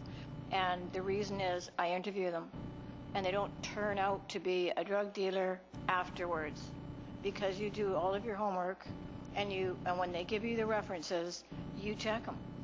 So you can tell. It's just not rocket science. You can tell when someone's not who they say they are, and you have been doing this for a long time. And so to still be continuing like this, as I said, that house has had a reputation since I was a teenager, and nothing's changed. So I'm happy this has come forward, and I think we do need to address it, because there are a lot of people living in the vicinity of your building. You're not being impacted by it, but they are being impacted by it. Children are being impacted, and you're saying you can do better. And so it would have been maybe a better idea for you to have done better before tonight. Well, thank you for your presentation, Mr. Reimer. I think what you're hearing around the table is that you're the author of your own destiny, unfortunately. Thank you. Okay, members of council, we have two pieces of correspondence tonight. The first one is from the Association of Vancouver Island Coastal Communities, and I need a mover and a seconder for the recommendation that the correspondence from the Association of Vancouver Island Coastal Communities received July the 11th, 2018, regarding an invitation to host the AVICC annual convention in 2020 or 2021 be received. Moved by Councillor Burton, seconded by Councillor Beale. Move to receive. All those in favor? Thank you. Any other comments on that? Moving on. Okay. The next is from the correspondence from the Parksville Qualicum Beach Tourism Association. I'd like to acknowledge the executive directors here tonight. I couldn't figure out why, but it was easy when I saw you walk in the room. Okay, moved by Councillor, this is a no-brainer, moved by Councillor Oates, seconded by Councillor Beale. Any discussion? We've been doing this from time immemorial, or so it seems. So all those in favor? Oh, you have a question? I'm sorry, go ahead. Thank you. I just wanted to bring a little bit of clarification on why this is coming forward at this point in time, is because we do have an election coming forward. This also has to go forward to the RDN and to the town of Qualicum Beach, the other partners. The RDN has the month of August off as well, and they have to have all of their criteria and everything in effect by October for the government of BC. So although it's a fait accompli, and we very much support the Parksville Qualicum Beach Tourism Association and our relationship with them, I just wanted to bring forward that it does have some timely. Thank you. Several weeks ago, I did write to the Minister of Finance telling him that the City of Parksville was supportive of this. So, okay, all those in favor? That's unanimous. Thank you very much. You going to stick around? Okay. All right. The first item we have, the first report we have, is to request to authorize an encroachment and an application for a development variance permit at 1 Trill Drive. I need a mover and a seconder before I go to Mr. Russell. Moved by Councillor Burton, seconded by Councillor Salter. Mr. Russell, would you give us the background on this issue, please? If I may, Your Worship, I'm going to be brief on certain aspects of it because I believe those have been presented with respect to what exists there presently. What staff are seeking from council is really direction on if council wishes to proceed with an encroachment agreement to allow for the encroaching rock wall on the public property to remain, reducing risk to the city as well as risk to the landowner while it remains in place, as well as to proceed with the development variance permit. And so that's what we're seeking clarification on this evening. There is some additional technical information that we will require of the proponent. So there's the costs associated with it, so typically we may have brought this report at a slightly later stage with some of that information, but in order for us to proceed and so the proponent is aware, we just need some direction from council. Councillor Burton? So I'm going to tell you what I'd like to see, and then you can tell me why I'm wrong. I'd like to see him be able to build his fence. The land that he's building the fence on is existing. It's not a situation like we saw where people were building retaining walls so that they could put a higher fence. The fence is situated on a knoll. In terms of the rock wall, I guess I'm feeling sympathetic towards the applicant with regard to the encroachment piece. In terms of the rock wall, it's such an incredible enhancement of that corner, and it's not impeding traffic. It's not impeding us. The sidewalk goes right along in front of it. It's not a concrete structure. It's a rock wall that I guess could be removed at any time if it was necessary, if there was some sort of infrastructure or something going in under there. It's more decorative than it is structural. So I'd like to see us be able to, and I'd like to suggest, and I'm not sure how to make the motion, but I'd like to suggest that we provide the variance for the fence height, given that it's above the road grade.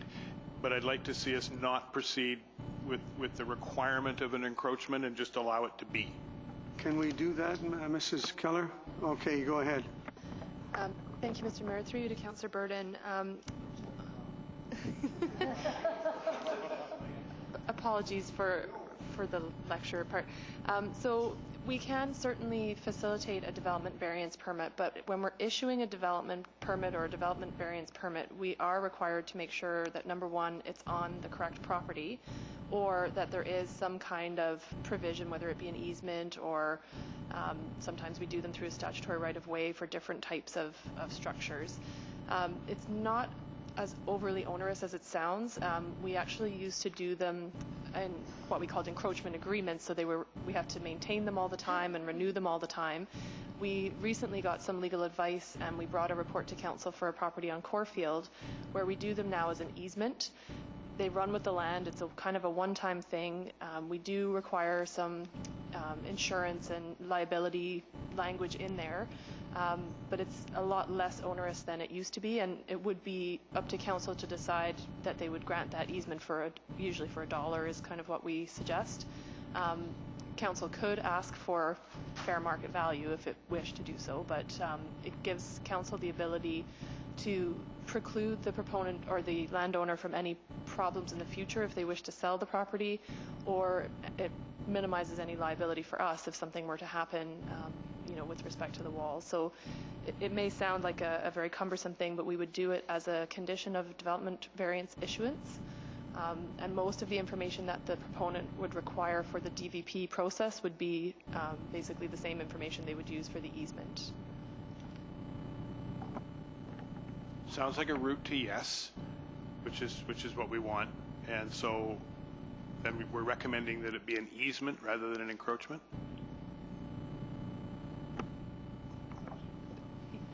Yeah, it's kind of a technicality, but it would be an encroachment easement. So I know. Well, yes, we could word it that way if council prefers. But the encroachment agreements were sort of a one-off agreement that we had to renew all the time, and they were just a lot more cumbersome. This one is basically something that's registered on the property. It's in perpetuity, regardless of the owner, whereas in the past we would do them kind of owner to city. Follow-up? Well, I'd just like to make that motion. We have three recommendations. Is it the same as what we've got here? Yeah. It doesn't use the word easement in here. It just uses the word encroachment. Mrs. Keller? It's a... Thank you, Mr. Mayor. So what we were asking for today is really an agreement in principle before we ask the applicant to spend more money to get the survey and do all of the background that they would need to actually apply for the development variance. We wanted to make sure that council was agreeing to the concept before we sent them off to do that. So what will happen if council accepts these motions here, we would basically be bringing a development variance permit back to council with the information in terms of how much of, the height of the fence and that type of thing. And then we would proceed to notice like we normally do and take it back to council after the notice has been done, and the encroachment allowance would be part of that condition for the DVP. Councillor Oates? With respect to this particular issue, did this issue come to light because the city approached the property owner, or because the property owner approached the city?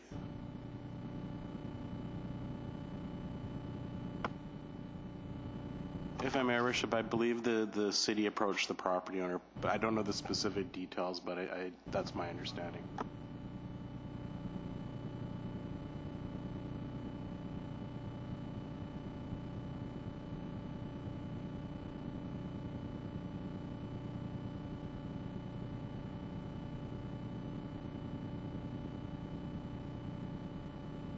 Follow-up? Yeah, okay. So we'll talk somewhere in the future about complaint-driven bylaws. No, but we apparently don't enforce unless there's a complaint. So the reason we have this bylaw in place is to prevent these restrictions in place is to prevent people from building things that would be objectionable. What we're dealing with here is not something that's objectionable. It's the topographic nature of the piece of property there. The fence has to be where it is there. Whatever we can do to make this less onerous for the property owner and move forward and get this done and move on, that's what I would support. We do. Thank you to the proponent for bringing forward such a detailed report and the pictures and all that, and hopefully we can do something quickly to make it happen, and I would support whatever that is, and I would just encourage the staff to work with this property owner so that we can get this done quick, and I think it is a great addition to the neighborhood. Thank you. Councillor Beale and Councillor Patterson. Thank you. And my question to staff is I would certainly like to support advancing this application. And my question is how quickly could this all be resolved so that the owner can move on? Some of it's contingent upon when we receive information. So, and part of the reason why we request certain information, such as a survey, and to get the height accurate on the fence, is so that in the future, should someone complain about it, that it's not an issue, that we've done our due diligence to ensure that what they've asked for, the variance they've asked for, will cover what's there. So at this point, we don't have a survey, so I'm not sure how long it will take the proponent to get a survey and to get some of that information. But once we have that information, then we would get it on the next available council agenda that we could. Councillor Patterson. Thank you, Worship. And some of my questions were answered. This does not have to go out to the public or to the current residents in the area, or it does, and that's so. And in addition to having the survey done by a registered surveyist type person, and that will be the requirement of the residences of Trill Drive. That's correct. So then my only other little type question is that once this is going to have to come back to council as well, even though we make a recommendation today?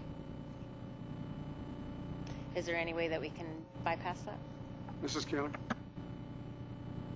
Right. Thank you, Mr. Mayor. Through you to Councillor Patterson. We brought it to council today to just make sure that council was supportive of the idea before the details are actually known.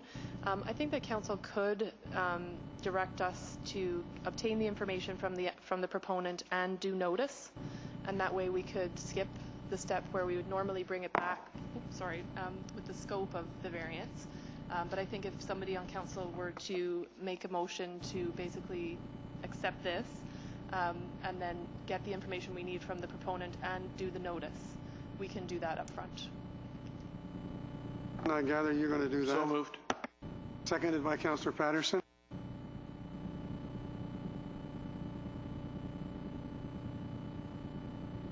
On one shot? Okay. I'm now going to call the vote, and I don't doubt the sincerity of the owner. Since I asked that indiscreet question, how much he's spent, he's following up on your comments, Councillor Oates. He deserves some tender loving care. Okay. All those in favor? Opposed? Thank you. That's unanimous. All right. Okay. And I apologize for asking that indiscreet question, but I may put some dollar signs on the fence somewhere. I don't know. Anyway. Okay. All right. We have a consideration of a zoning and development bylaw amendment application at 331 and 343 Moilliet Street South. And I need a mover and a recommendation before turning it over to Mr. Russell for the three recommendations. Moved by Councillor Beale, seconded by Councillor Salter. Mr. Russell, once again. Are you sure? So yeah, 331 and 343 Moilliet Street, we saw the presentation by the delegation this evening. This is a rezoning application to facilitate the small lot proposal to change the zoning from its current single-family zoning to an SLR1 zone. There is also a proposed option to change the minimum parcel size to allow for the secondary suites. Staff have no objection to these proposals, and the recommendation is as per the report. Council, any questions for Mr. Russell? Councillor Burton and then Councillor Beale. Just one more question with regard to the laneway. I know that there's a number of developable properties along that route. Will the cost of the lane be shared by all of them, or are we going to build it in sections? What's the proposal? If a mayor worship, that's really entirely up to council. When applications come in, the engineering department identifies off-site works and services. That's typically what's directly adjacent the property. If a property is miles and miles away from an endpoint and it's a modest proposal, chances are that wouldn't be identified. So there's no specific policy on that. It's really negotiated on a case-by-case basis. And I'm not sure how to answer it better, but follow up. So I guess I'd like to see it as a shared cost amongst the developers that are to come with the current developer. And I guess I'd like to see staff develop some sort of a formula to complete that project. I'm sure that there's some that must be borne by the city, but I think that there's an awful lot of it, I'd suggest, from this property to Despard that would be borne by future development. If I may, Your Worship, through to Councillor Burton, they would be expected and they would be identified in the same way that this property has to complete their section. So that would just happen automatically. Okay, Councillor Beal. I would just like to compliment our planning staff and especially our planning director, who fully answered all the questions that I had about this coming out of this particular report, and I did have a number of questions. So thank you very, very much for the clarification. It was really helpful. Councillor Oates. Yes, Your Worship, I'm excited actually to support this, and I'm excited to hear what the comments are going to be from the public open house. I think that the concept is unique. I think the concept, there might be fertile ground here in this community for that sort of concept. So I think it's that part of town could certainly use the upgrade there. It's a really nice part of town there.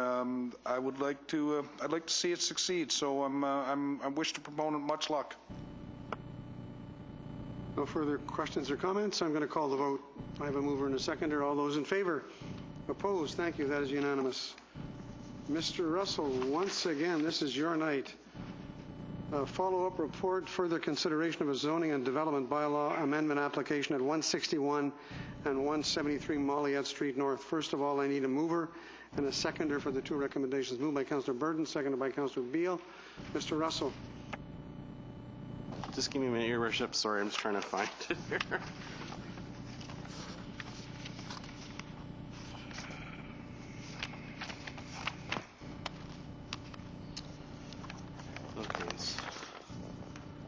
So yes, this is a follow-up report. The applicant was presented to council previously.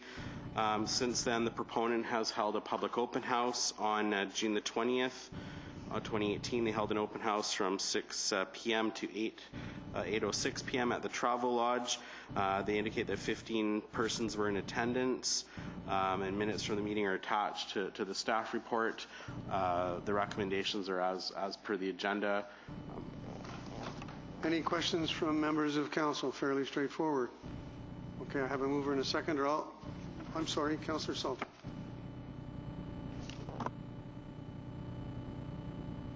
Thank you, Mr. Mayor. I just have one question. It's the same question I ask every time we're adding more and more buildings, which is, okay, I understand we're densifying, and I think it's a 20,000 build-out we have, I guess, in our OCP, so, or 25, Councillor Burton says. But, and I understand all of that. What I still question is, where is the water going to come from, and when are we going to ever get some kind of water method of holding water, such as the bench, where we could have, large vats holding a water supply to supply water to this community, so that we can continue this build-up. Because these are beautiful ideas. I think great plans, but people still need water. Where is it going to come from? Because it's finite. Our water. The water that we have that's available to the city remains finite. It doesn't add volume when we add houses. It's going to come from a new water treatment plant. But anyway, that's neither here nor there. Okay. All right. I'm sorry. Mr. Figueroa, do you want to make a comment?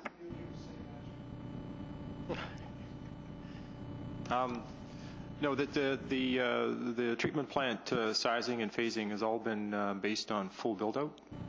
So it's all taken into account there. We're in really good shape. Okay, I'm going to call the vote. All those in favor?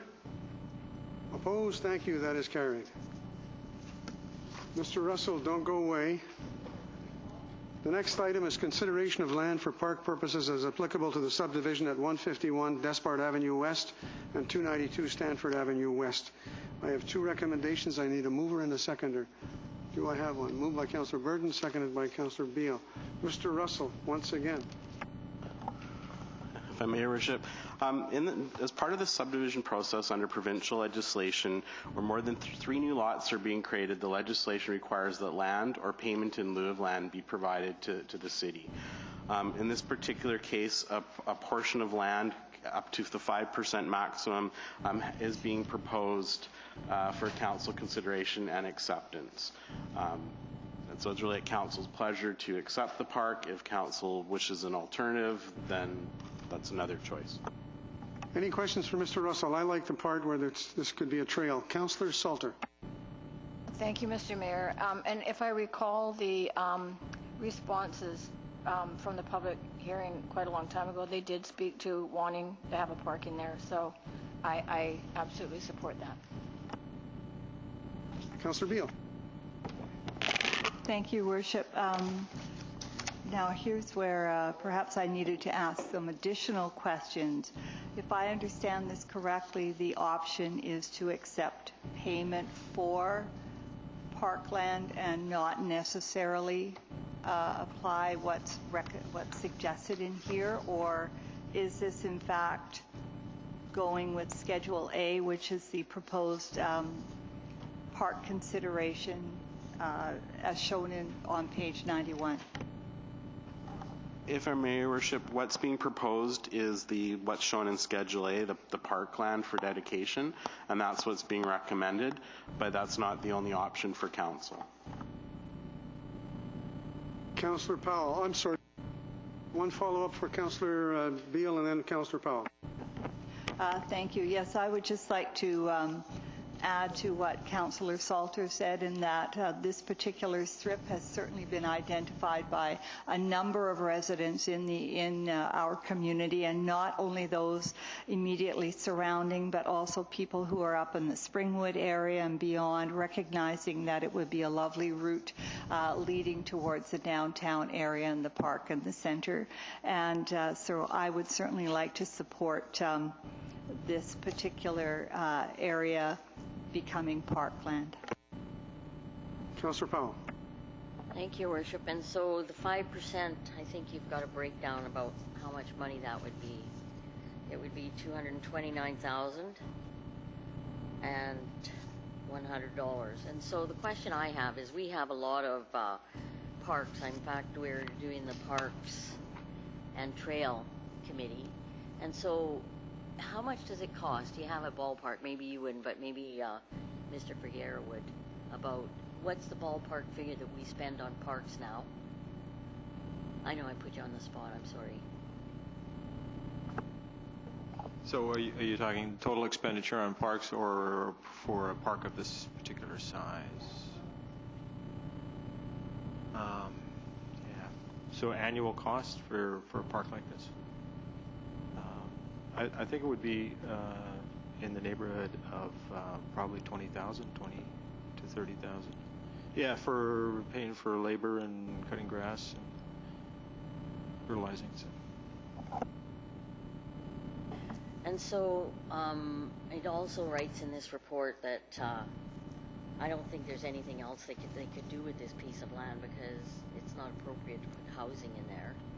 And, you know, the city already has a lot of these pocket parks that we have to maintain. I think at the beginning of the year we had a delegation come to council because their park wasn't maintained, and it was set up to be more back to nature kind of park. It wasn't supposed to be maintained, and they went in and started to maintain it. And so I'm just concerned that we're inviting the same type of thing here. I'd much rather see a 5%, the donation of 5% than the parkland. Councillor Rowe. Well, I'm about to do something I don't think I ever thought I'd do, and I'm going to speak against it as well. Because of the points that Councillor Salter made about the pockets of land there, and there is no commitment that it's going to be Councillor Powell, there is no commitment that it's going to be a trail, and everybody wants a trail by their house. Well, not everybody wants a trail by everybody wants a trail by your house, so we can walk by it. But so to say that people would like to have a trail there, that's well and good. But the fact of the matter is that in 11 years, we would exhaust the amount of money that we would get for it just in maintenance of this park, based on Mr. Figueroa's rough estimates, and I think they're probably a little bit low.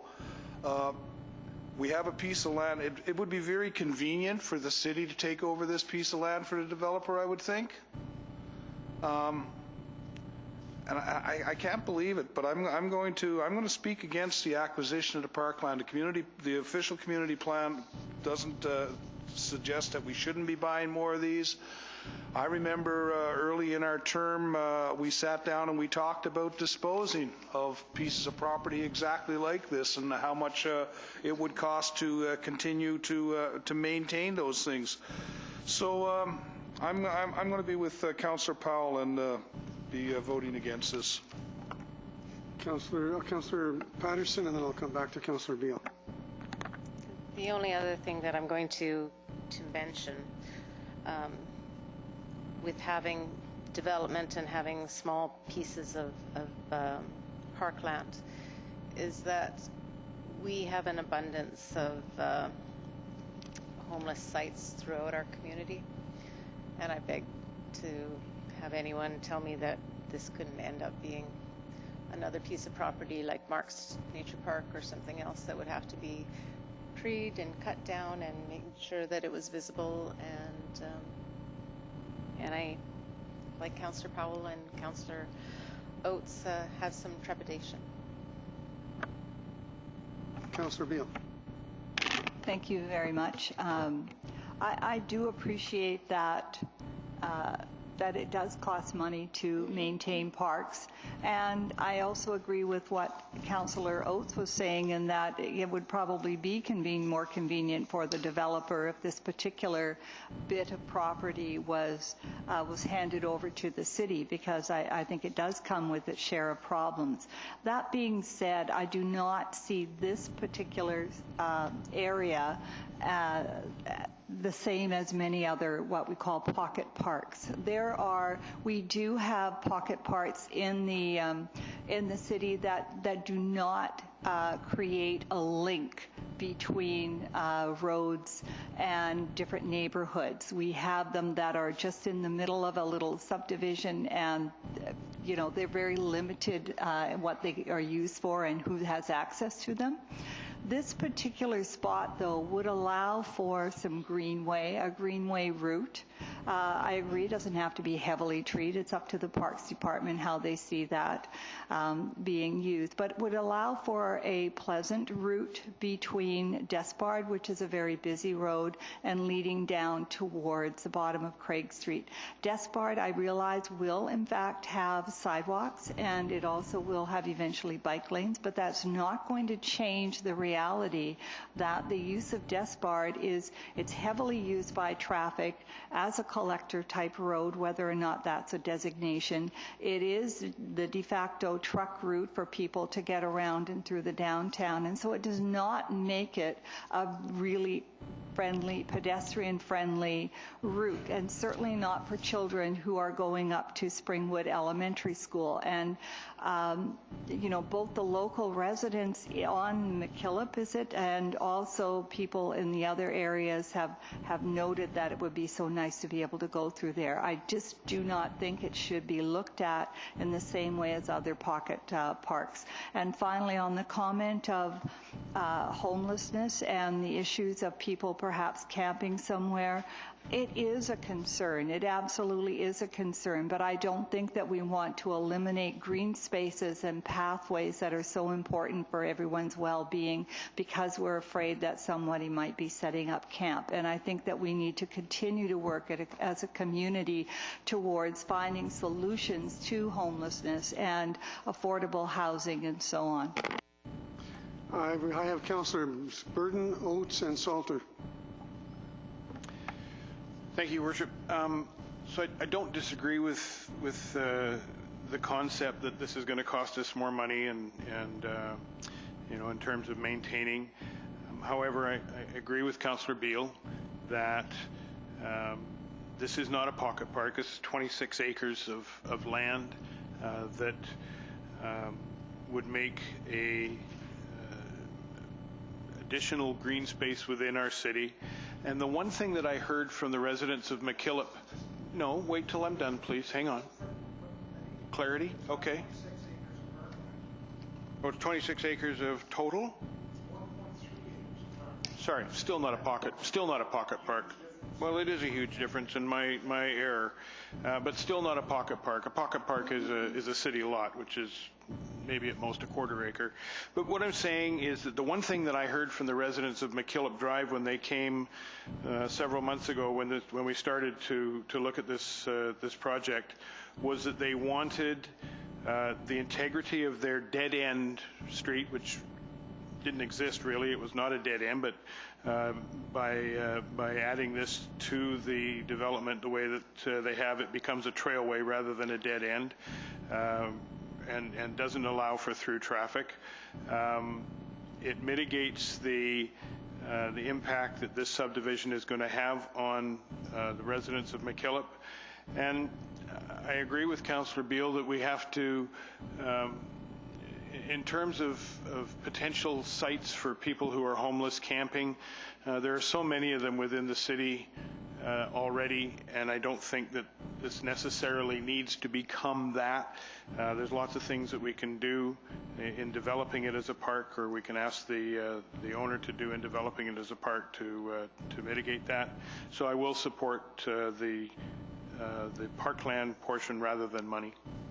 Councillor Oates, Councillor Salter, and Councillor Powell.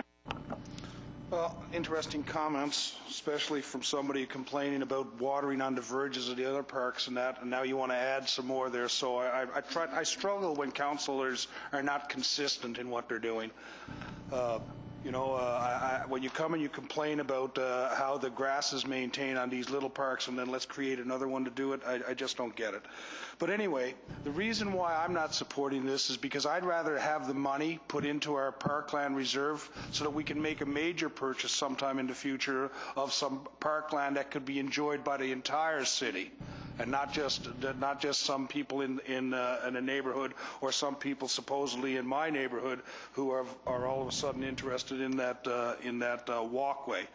I think that it's, I repeat, I think it's really convenient for the developer because this piece of property can't be done, and nothing else can be done with it. So why not give it to us and have the city maintain it? I think that this is the first application since I've been on council that has proposed parkland instead of money. And every time that it's come up, the advice from staff and the consensus of council is we have enough parkland. We don't need more parkland. We need bigger parks, more concentrated park area.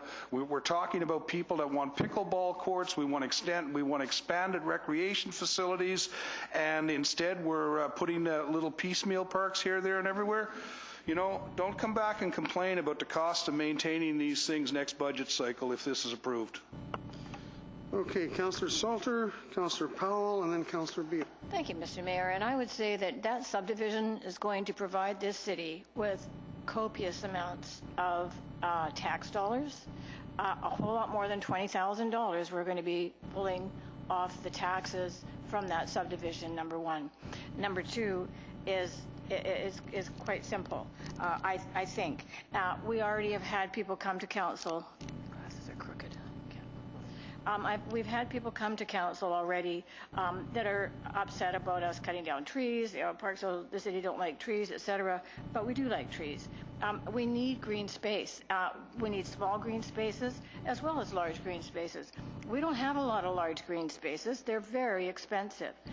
These small parks are I think, paramount for someone living within that subdivision And it is still accessible for anyone who isn't living in that subdivision. They can still utilize those small parks. They're not just for the subdivision. They're for anyone who wants to use it. Go have a picnic there.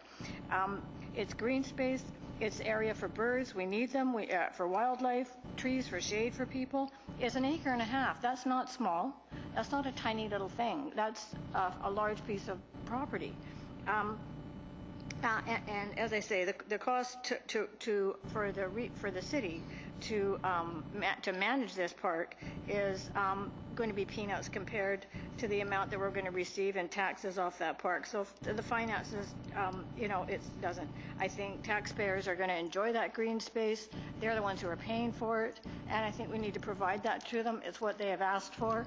I see no reason why we couldn't. $20,000 in this city's budget is a drop in the bucket. No.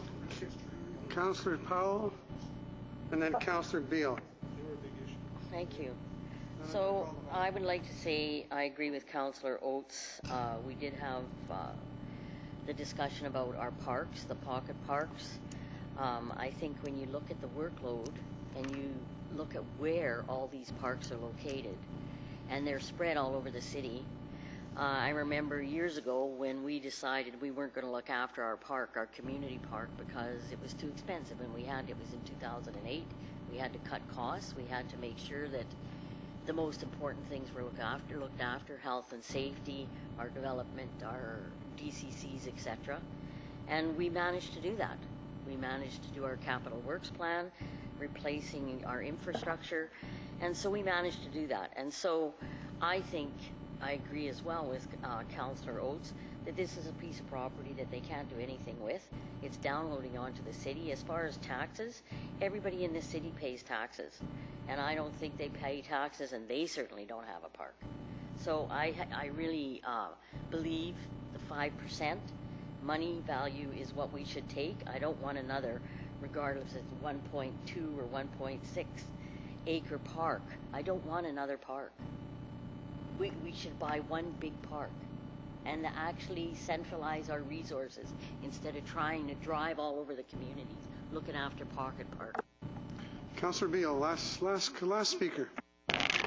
Thank you. Okay. Thank you.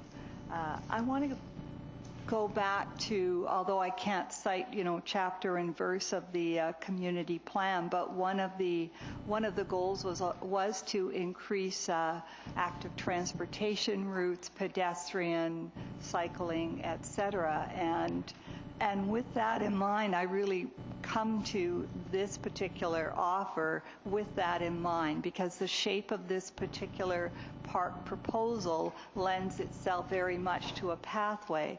Now, although I don't live right beside Chestnut Drive, I have actually, I hope that's okay, I have in fact walked on the walkway behind Chestnut Drive, carried on all the way through to Morrison Street and loop around, and it would be so lovely to have a more walkable city.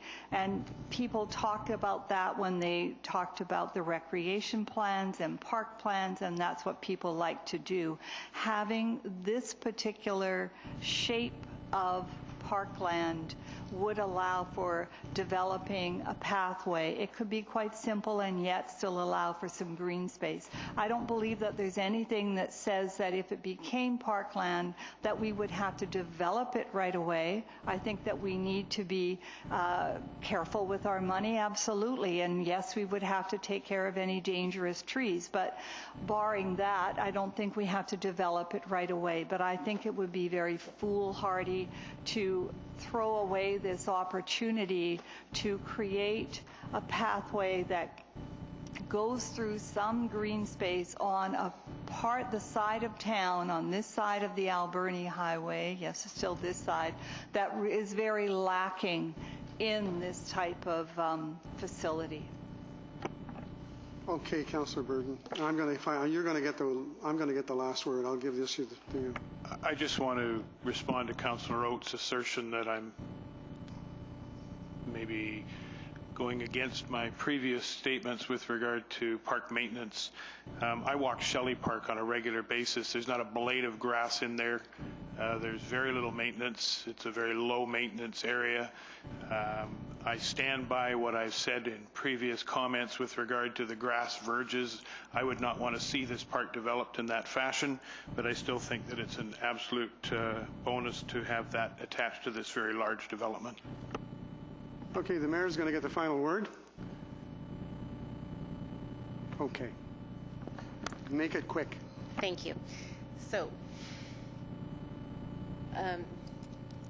Councillor Burton said it as well. We have parks and everything in our community that have very, very low maintenance. But this has a lot of trees on it.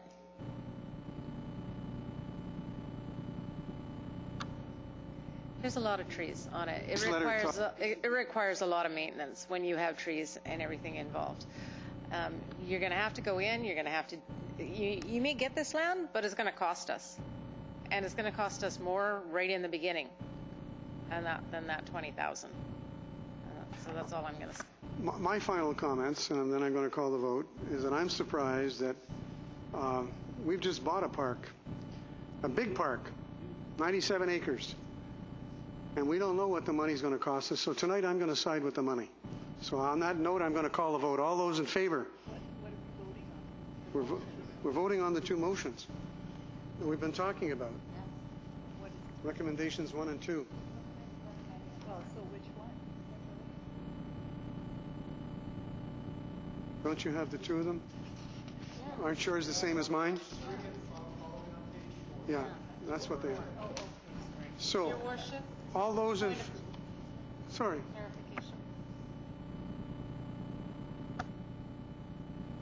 Sorry, Mr. Mayor. I would recommend perhaps taking them separately, as the first one is to receive and the second one is actually the question. Okay, on the first one to receive, all those in favor? Opposed? On the second one, which is to accept the proposed park in satisfaction of the required 5% parkland contribution. All those in favor? No. All those in favor? Opposed? That motion is defeated. Thank you. Mr. Mayor, sorry. What? Sorry, Mr. Mayor. Could we add a motion to accept the 5% payment? That's understood, isn't it? No? Oh, okay. Okay, so we have a motion to accept the 5% by Councillor Powell, seconded by Councillor Patterson. All those in favor? Opposed? Thank you. That is carried. Okay. All right, Mr. Russell, once more with feeling. We have a consideration of a development permit to facilitate subdivision at 151 Despard Avenue West and 292 Stanford Avenue West. I need a mover and a seconder for both recommendations. Do I have a mover and a seconder? Moved by Councillor Powell, seconded by Councillor Burton. Mr. Russell, one last time.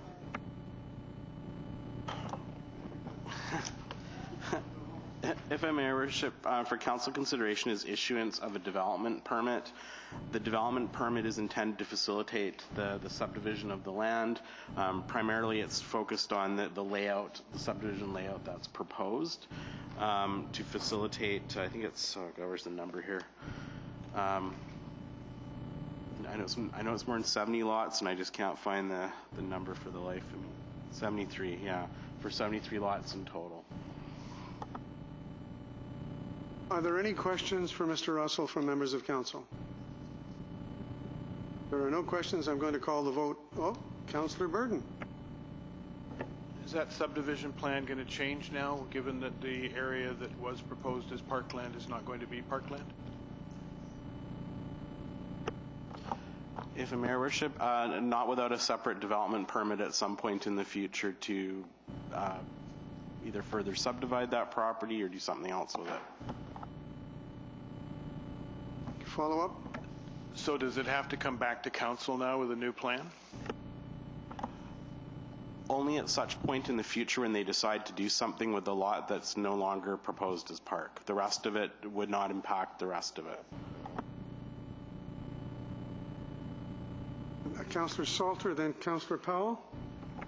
Thank you, Mr. Mayor, and through you to Mr. Russell. So if they choose to do nothing with it, what is it? If I may, Your Worship, it's a really nice estate lot for someone that wants a 1 acre parcel to have a really nice large home on. Councillor Powell.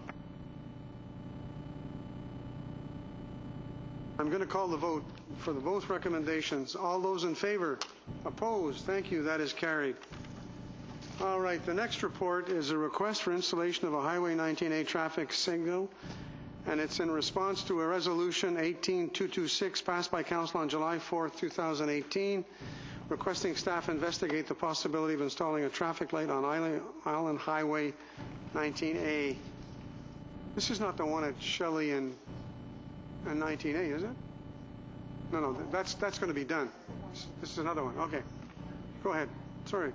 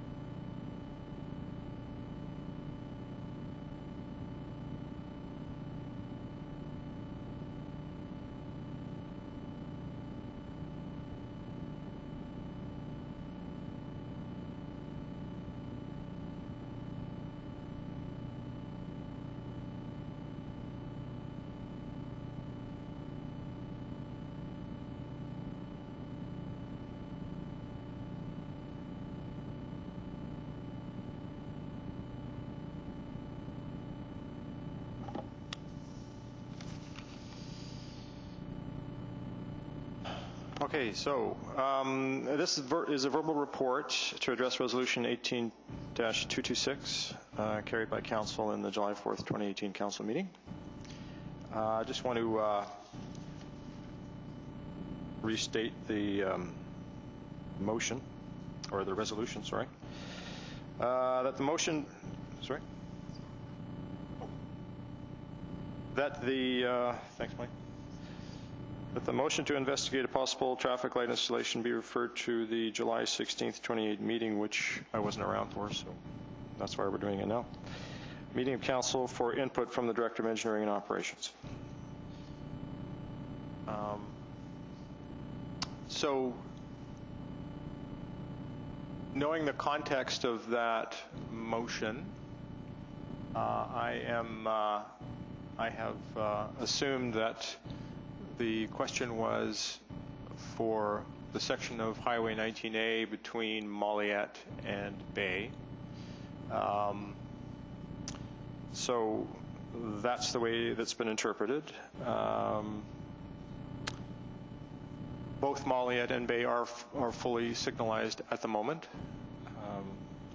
So to investigate this resolution, reference was made to a number of traffic studies done in this area since 2012, and also a review of the TAC standards. TAC standards are the national standards for geometric design of highways, meaning roadways.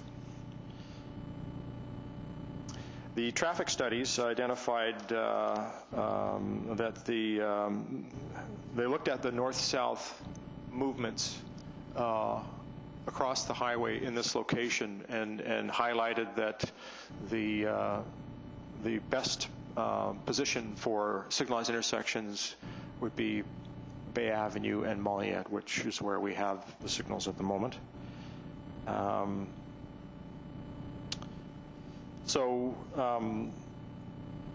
They identify that these provide safe turning movements within a reasonable distance for residents in the area.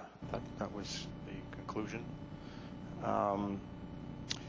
TAC, sorry, let's get onto this here. One common theme, though, from the studies is that eventually Highway 19A through this zone, which basically just north of Dogwood, between Dogwood and Bay, just past Bay, is a 2-lane highway. Further up the highway and further down towards downtown, it's 4 lanes. So both the traffic studies have basically indicated that certainly at some point that section is going to need to be 4-laned. That's one kind of common conclusion from it. And that the reason for that is the general population projections for the Parksville area would be driving that, not really any one specific development doesn't kind of tip it over. It's just a basic overall population increase in the Parksville area. Now, TAC identifies that for an arterial road with a posted speed limit of 50, which is what it is through here, the minimum spacing for signalized intersections should be about 417 meters is what they figure. Now, the existing spacing of Moilliet and Bay Avenue in this area is about 470 meters, so it's in the ballpark. It's somewhere in there. And one reason they have that minimum limit there is that if we're ever going to try to have kind of a progressive movement of traffic through this area, anything less than 417 is really going to, I guess, hinder that movement. What eventually you will get is in the peak summer times, you will likely get traffic backing up into the other intersection if it's any closer than 417 meters. That's how they kind of come up with that number. So that's kind of the rationale with the way things are configured there right now. And so I'm open for questions from council on that information and how that. Okay, Council. Councillor Beal, Councillor Salter.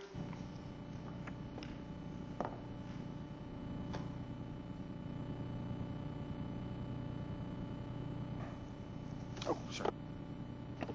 Thank you. So I guess a couple of things.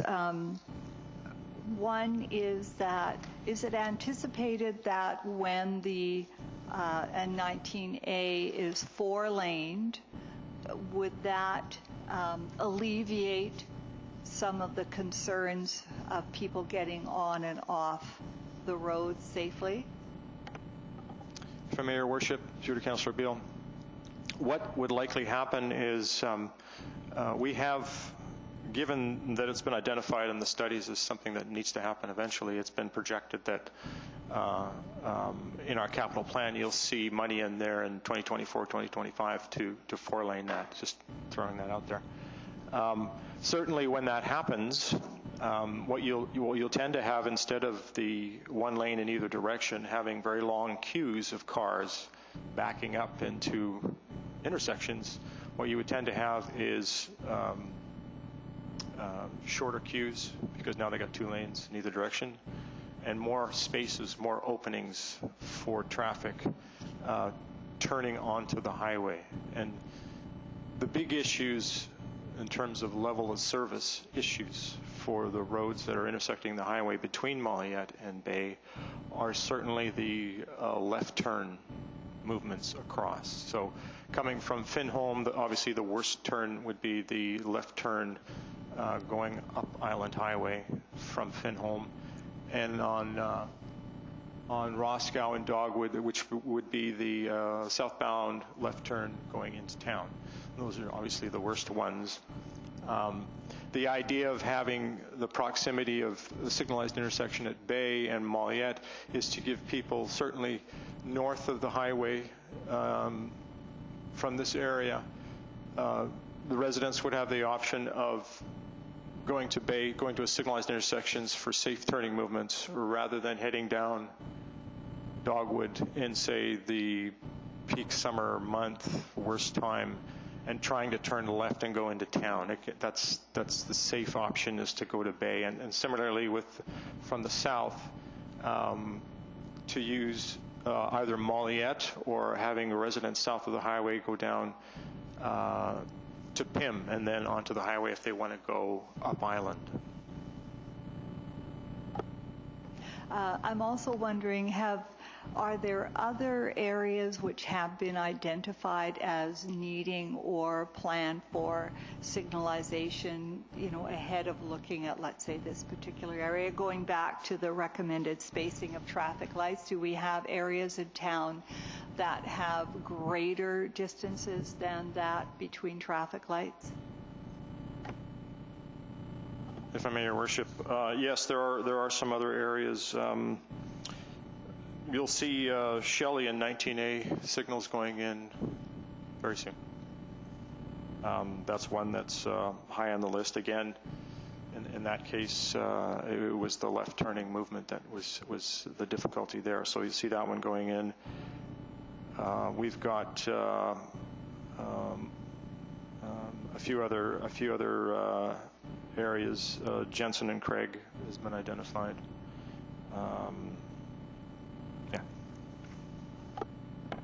So there is a long-range plan that looks at this, that plans for this, and also in addition to full signalization, as you mentioned, I imagine you also look at the possibility of introducing pedestrian, controlled crossings as well, right? So it just seems like it's well in hand at the big picture with the city staff.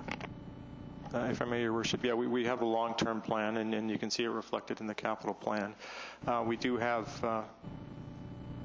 next slide.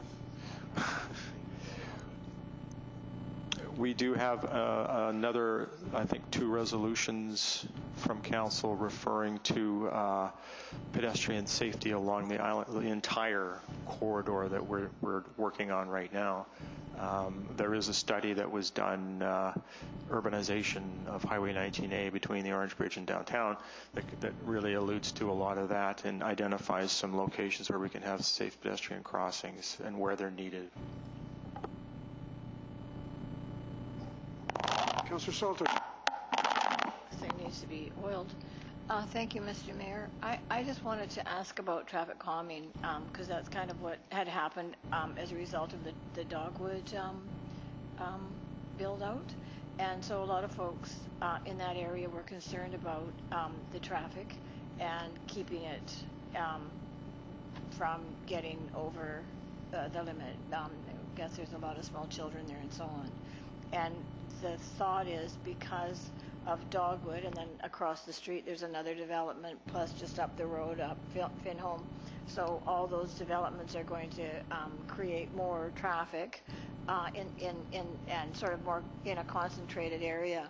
So maybe not signal lights, but some sort of traffic calming, whether it's those bumps you put on, there is speed bumps, but I know there's other ways of doing something to a road so that you have to slow down because it's bumpy. I don't know what it's called.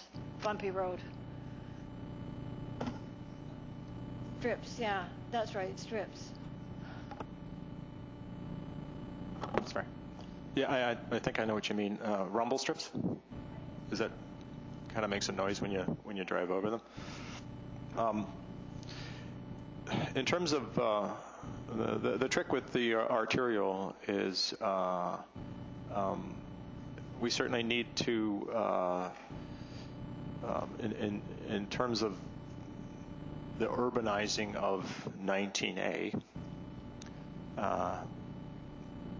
over time, as things develop, as traffic studies are done that reflect the kinds of developments that are occurring, you're going to see over time, as happened with Shelley even,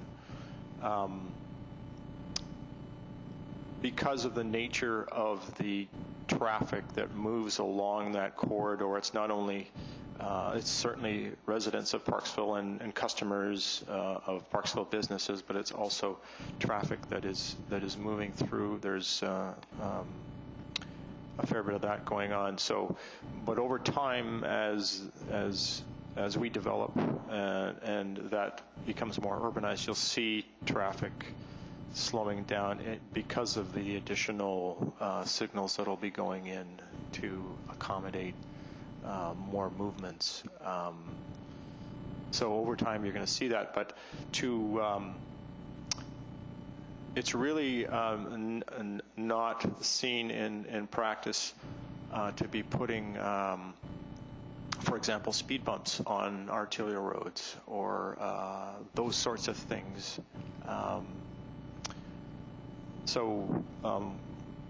But what I see is, I'll just talk about what has come out of the urbanization study for that highway corridor for between the Orange Bridge and downtown.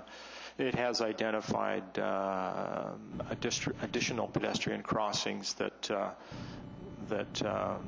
once the pedestrian traffic increases and they're used a lot, the traffic is going to be having to slow down and accommodate that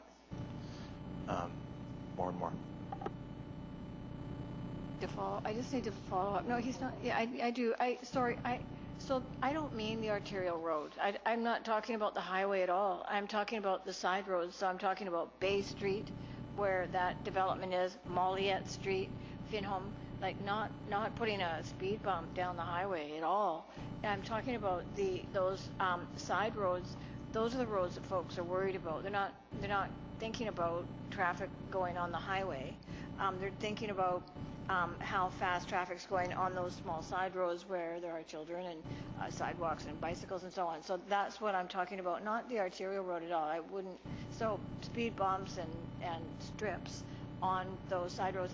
And I will say Qualicum has those. I mean, quite a lot. So does Courtney. I mean, there's lots of communities our size that do use those methods of traffic calming, and they work really well because I drive on them. Councillor Burden. Just a quick question. When can we expect to see that urbanization of 19A report? I believe, if I'm not mistaken, I distributed an electronic copy of that a while ago. I can check to make sure, and I can forward it again if that's something you want to see. Okay, I can forward that. Yeah. Councillor Beale, and then we're going to move on. Thank you very much. Transportation, so interesting. Yes, I just wanted to pick up on Councillor Salter's comments and questions, because yes, the concern is that when you get an area that then is becoming more dense with residential areas, that people then take those back roads to get over to where they can get to the light. And of course, they're all in a hurry.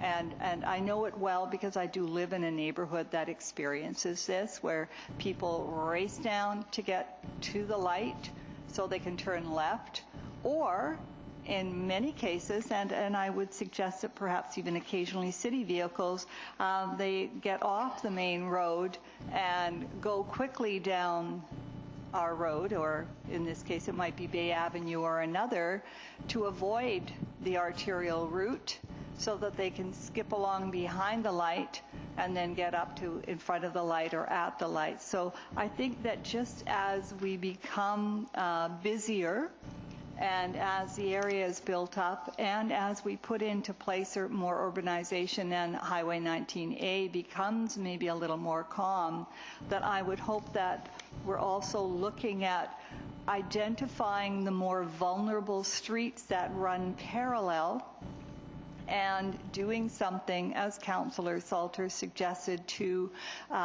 keep them calm so that people are not tempted to sidestep the arterial route and use these back roads, which should be safe for pedestrians and cyclists. Like, let's get them slower, let's slow them down, or post the speed differently. But I think that needs to be, or I would hope that it's being considered at the same time that one is looking at changes and improvements to 19A, because it has a real impact on the quality of life for people who live there.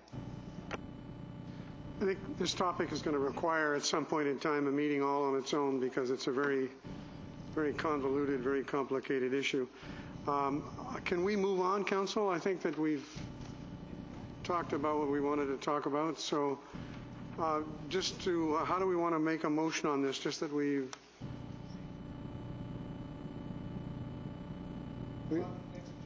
all right. Thank you, Mr. Figuera. Okay, the next report is, surprisingly enough, it's not Mr. Russell, it's Mrs. Kaler.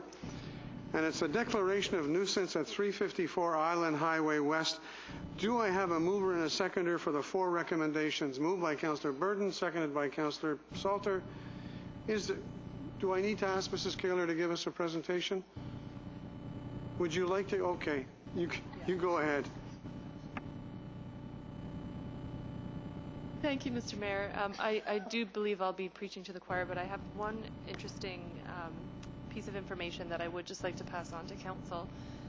So I think the background is in the report. I won't bore people with that, but just for interest, on August 1st, this report was written for Council on July 20th, but on August 1st there was an incident. The owner alluded to a death at the property, which was a result of an overdose, which is very unfortunate, but it did require the attendance of several emergency folks, so our fire department, police officers, BC ambulance, which we don't actually have the ability to recover costs for in our bylaw, but also the bylaw officers. And so just for that one incident alone, if this property had been declared a nuisance property already, we would be levying $858 to the property owner. And while that doesn't recover all of the costs associated, it does provide a number of, I would say, a motivation for folks to make sure that their properties are maintained, but it also does provide the city to recoup some of the cost of the fire, police, and bylaw attendance. As I mentioned, unfortunately, it doesn't give us anything for the BC ambulance. And one other point I would just like to make is declaring the property a nuisance actually has no financial implications if the nuisance ceases. So if the person is able to make those remedies right away, it actually won't have a financial impact for them. Thank you. Any further questions for Mrs. Kaler? I'm going to call the vote. All those in favor? Thank you. That is unanimous. All right. And now we move on to false alarms. Seconded by Councillor Patterson. Do we need a discussion? No. False alarms speak for themselves. All those in favor? That's also unanimous. Thank you very much. Okay, we're moving on to bylaws, first reading. I need a mover and a seconder. Okay, who's seconding it? Councillor Burton. All those in favor? All those opposed? Thank you. That is carried. That's the zoning and development bylaw 2000.119 and 2001-120. Second reading and advance to public hearing. Next bylaw, zoning and development amendment bylaw 2018, number 2001-17. I need a mover and a seconder for the recommendations. Moved by Councillor Burton, seconded by Councillor Salter. All those in favor? Opposed? Thank you. That is carried.